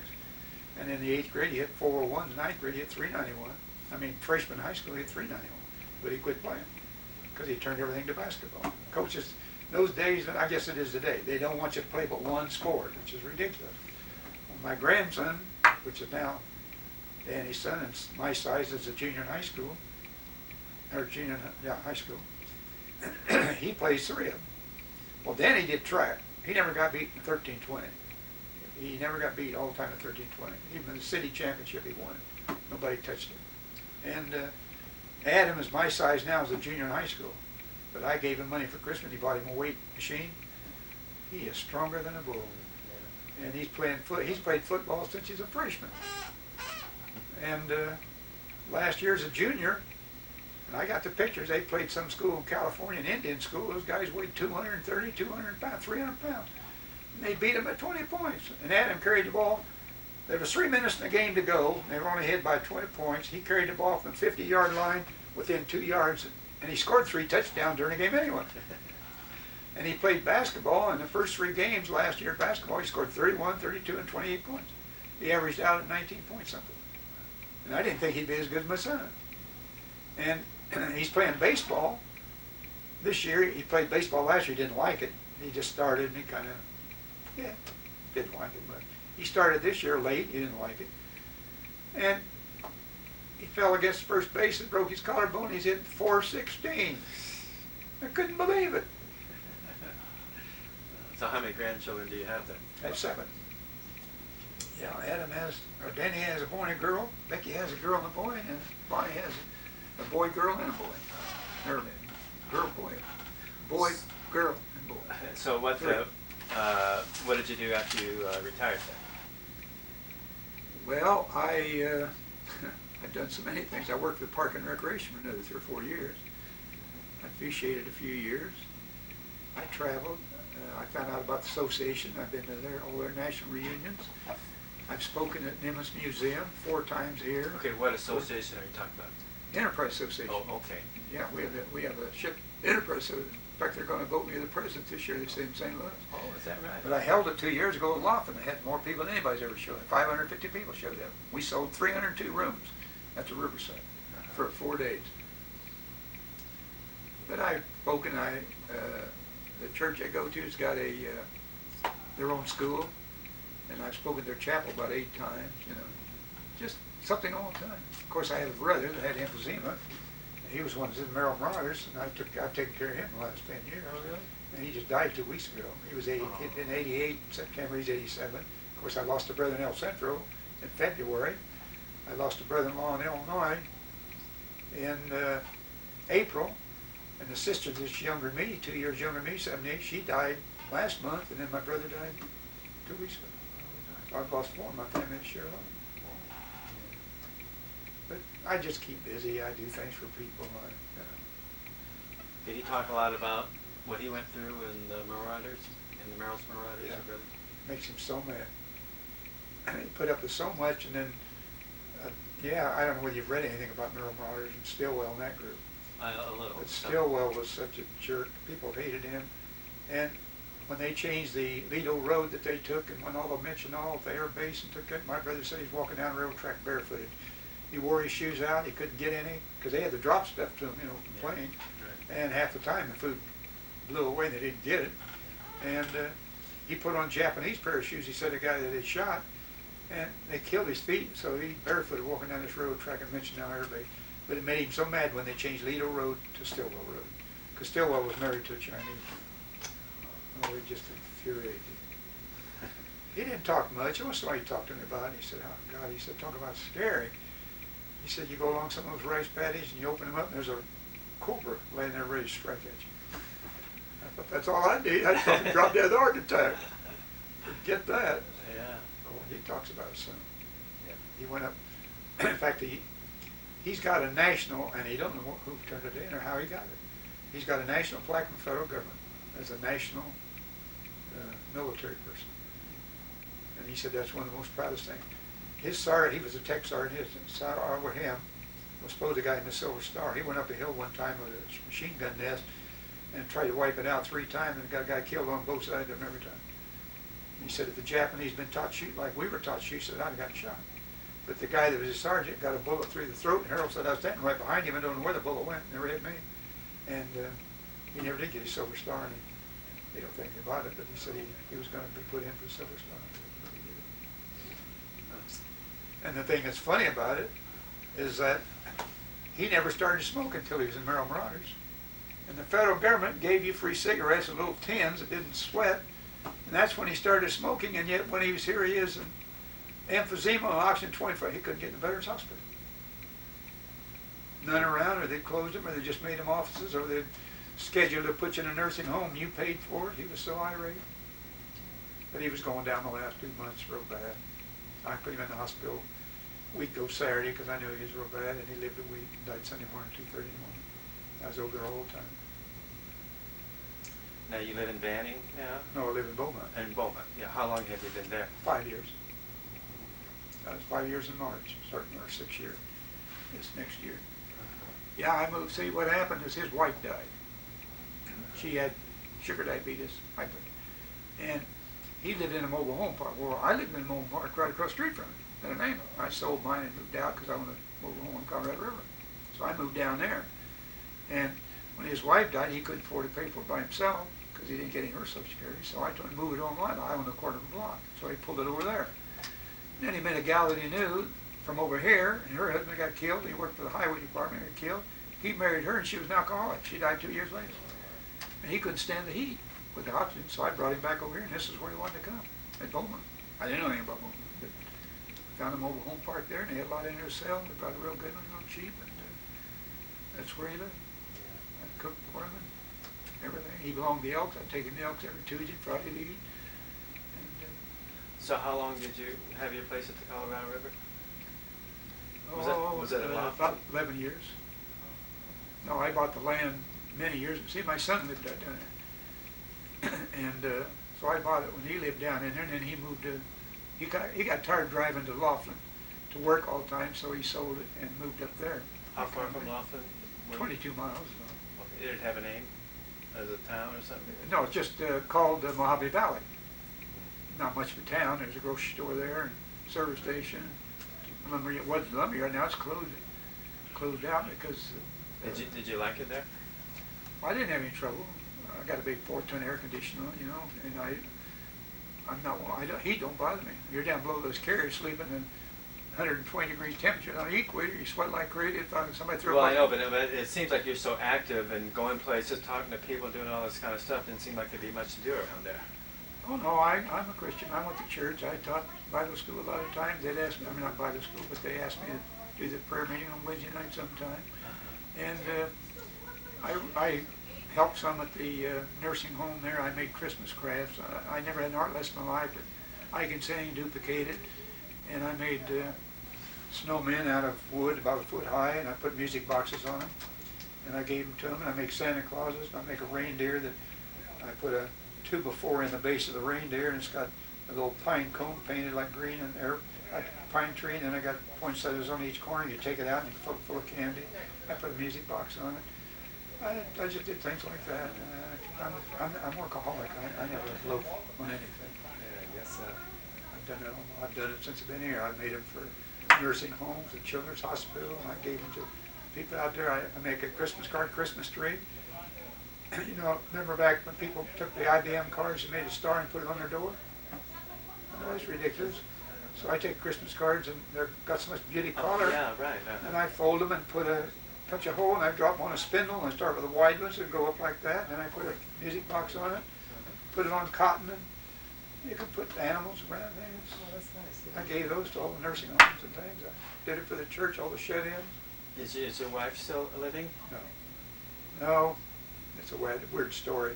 Her mother died. She was going with this guy that went to serve on the service station. And I started going because we went to the same church. And we got married, and when her mother died, after we were married 17 years, she went to her mother's funeral, and she went out with this guy again, out to the lake, and he wrote her letters, and I found him.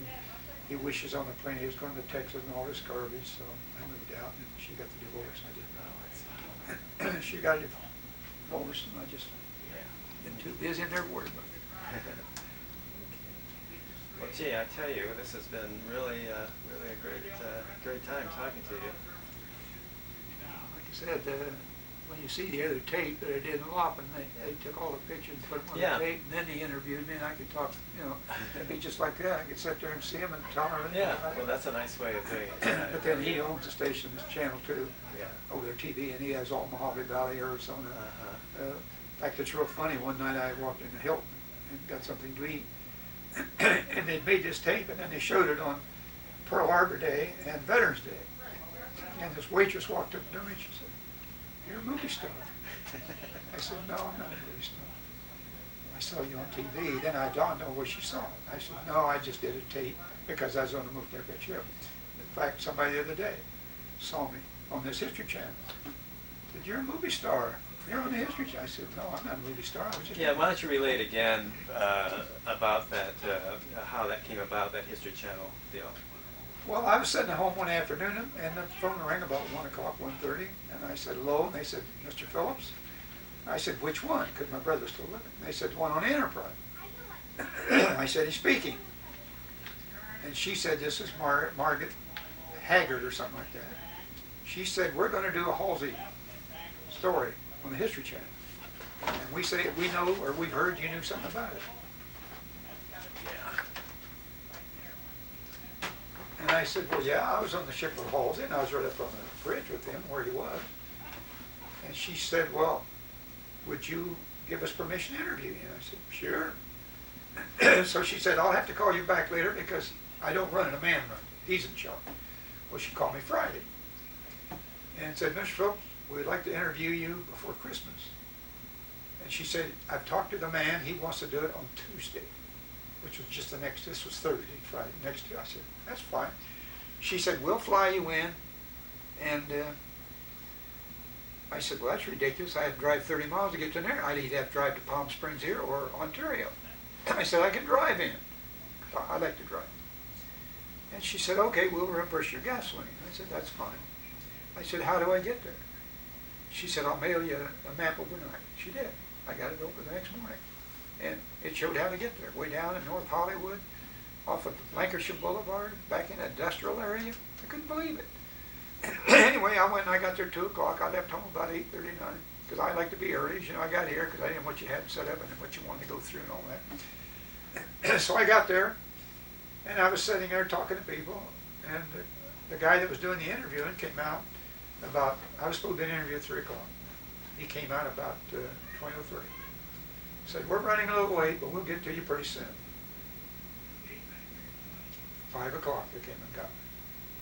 I said, "Okay, we're ready now." So I went in, and they started asking me questions about Halsey. Of course, the story that I tell them most people don't know is that when the plane attacked us at Marshall and Gilbert, cut that tail of that plane off, Halsey was out on the signal bridge there where he is, and he ducked down behind the shield. And one of the signalmen said, "That old son of a bitch ducking." And when he got up, he walked over there after the plane had already crashed him. He got up and walked over to the kid and he said, "Young man, I'll have you know I'm not old, I'm not but 60. And never said a word about calling the son of a bitch. And not only that, he gave the kid a rate right on the spot. He said, "You're now," I think the guy was saying, he said, "You're now first class signalman." But that's what Halsey was. And he's tattooed. His dad and his granddad were Navy men. In fact, one of the guys in Annapolis said he should have had his head on a ship because he looked like Neptune. So they interviewed me and talked to me a little bit about this and that and different things. And we didn't get through till 6:30. They did three tapings, 30 minutes each. They had to stop it, put another tape on. And like I said, when I got home, I called the next week and asked when it's going to be on. Nobody could tell me. And I got to two or three different people. They give me different phone numbers. Now you'd have to call that and then talk to them. And none of them could tell me. Finally, I kind of got to discuss it after a month and a half. I thought, great day. So I wrote them a letter and asked them, what's going on? You ought to at least treat people to interview or something, because they promised they'd pay the gas money, but I never got anything. And I never thought about it, because the gas money didn't mean anything to me. Anyway, about a month later, I figured I'd write them a letter. This was now 2.5 months after I'd been interviewed. This was like in February. So I wrote a letter to Margaret, and I told her, I said, you got to treat your people that you interview at least better. At least I ought to tell them when they're going to be on TV, so they can know and tell people. Because I told them, I said, hey, as many people as I know in the Enterprise, your rating is going to go way up because everybody's going to be on the History Channel. If they haven't got it, they're going to get somewhere. Yeah. Anyway, make a long story short, the mailman came. I went out and got the mail, and the mailman picked up the letter that I'd written. I went through the mail. Here was a letter from Greystone Movie Productions. I opened it up, and there's $200 check in. So when the guy come back by on the other side, I stopped and got the letter I wrote to them. I got it out and I threw it away. And then they've called me 2 at a time. And then finally Brian, which I thought maybe you was his brother, because his name's Thompson. Yeah. Brian called me and said, Phil, he said, we will let you know when we're going to be on, you're going to be on TV. He said, we always let people know that we interview. And I said, fine, Brian. I said, because I've called and nobody seems to tell me. He said, that's why I'm calling you, because it'll save you calling and wasting your phone money. It must have been about 3 weeks later. He called and said, Phil, you're going to be on Saturday night, 10 o'clock. He said, you're on the first part, because he had 2 parts. They had the History Channel. I mean, they had the Halsey part that I did, then they had the hurricane, or typhoon that he was in and all that stuff. And they even talked to me about some of that. I don't think it's in the tape. Anyway, they interviewed me till 6:30, and I didn't get home till 9. And So you were pleased with the way it turned out? yeah, I've had a lot of compliments. Oh, I got phones up Sunday morning. This was I got phones Sunday morning. People wrote me letters. In fact, I don't know whether I told you. Maybe I told Bob. Maybe I told you. I don't know. I know I told the other guy that I had a call from a gal that lives in Reno. Her children in Las Vegas. And that's where she was and saw it. Her husband was a dive bomber. I mean, a rear seat gunner, and he was good enough that he got to go to pilot school. Well, he died about 9 years ago, and she saw it and called me right away, and said she thought it was great, and said, "Well, she said you should have been on more because you were more relaxed." But not only that, she said you gave Halsey honor where most was trying to tear him down, because I was on a panel at Nimitz Museum with one of the historians. And he said, hey, I'd have been court-martialed, real sarcastic. I thought, oh, that's ridiculous. Anyway, and she told me then, she said, you're the best looking 80-year-old guy I ever saw. Well, then at my graduation in high school, the gal that runs our reunion, she saw it because I called around, and Arnie Olson's a public affairs officer, and he got on the internet because he's on the internet. He put it around. Treasure got it in Ohio. She called the president of South Dakota. He called me. He wrote me a letter and said, I'm going to buy both tapes. He said, great job. He said, you really made Halsey look good. He said, it was super.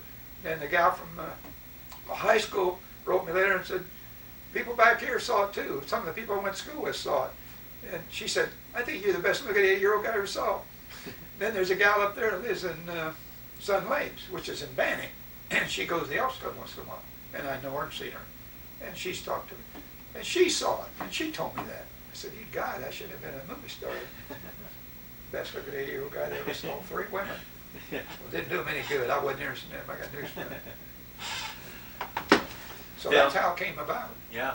And Brian's called me 2 or 3 times since then. He borrowed pictures of me. I mean, I have originals from the Entrprise, actually, and he borrowed a lot of pictures. He said, he asked me to fill a contract, sign it, and if they use them, they'll give me some money, but he wanted to be protected, Yeah, right. And I haven't talked to him lately. Well, I did call him one time, and they said, Brian, I'll tell you what see what happened on the History Channel. It was just on the other night. The Fighting Eye, which is the Intrepid. Well, we called her the Crying Eye or the Decrepit. She'd come out and get hit and go back to port. And they had it on there, and they had some New York correspondent do the topping. And I said, Brian, I said, we could do a 10 times better show than that, because they didn't do a lot of it for the show.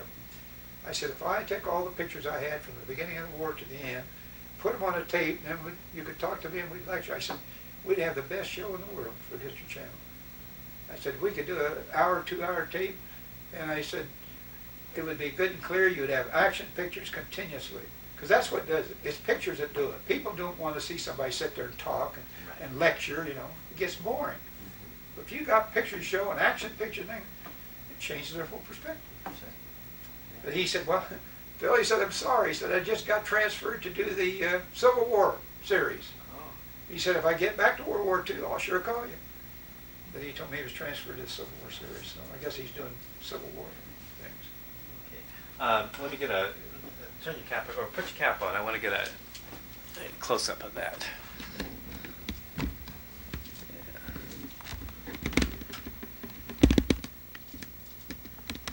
Too far back or far back? No, that's just fine. Okay. USS Enterprise. CV6. CV6, yeah. Most decorated ship in World War II. Talk about some of the decorations that the ship got and that you got. Well, after the battles of Guadalcanal, we got the President's Unit Citation. We're the only carrier that had it. After that, we were given the Navy unit citation, and we're the only carrier that's got both of them.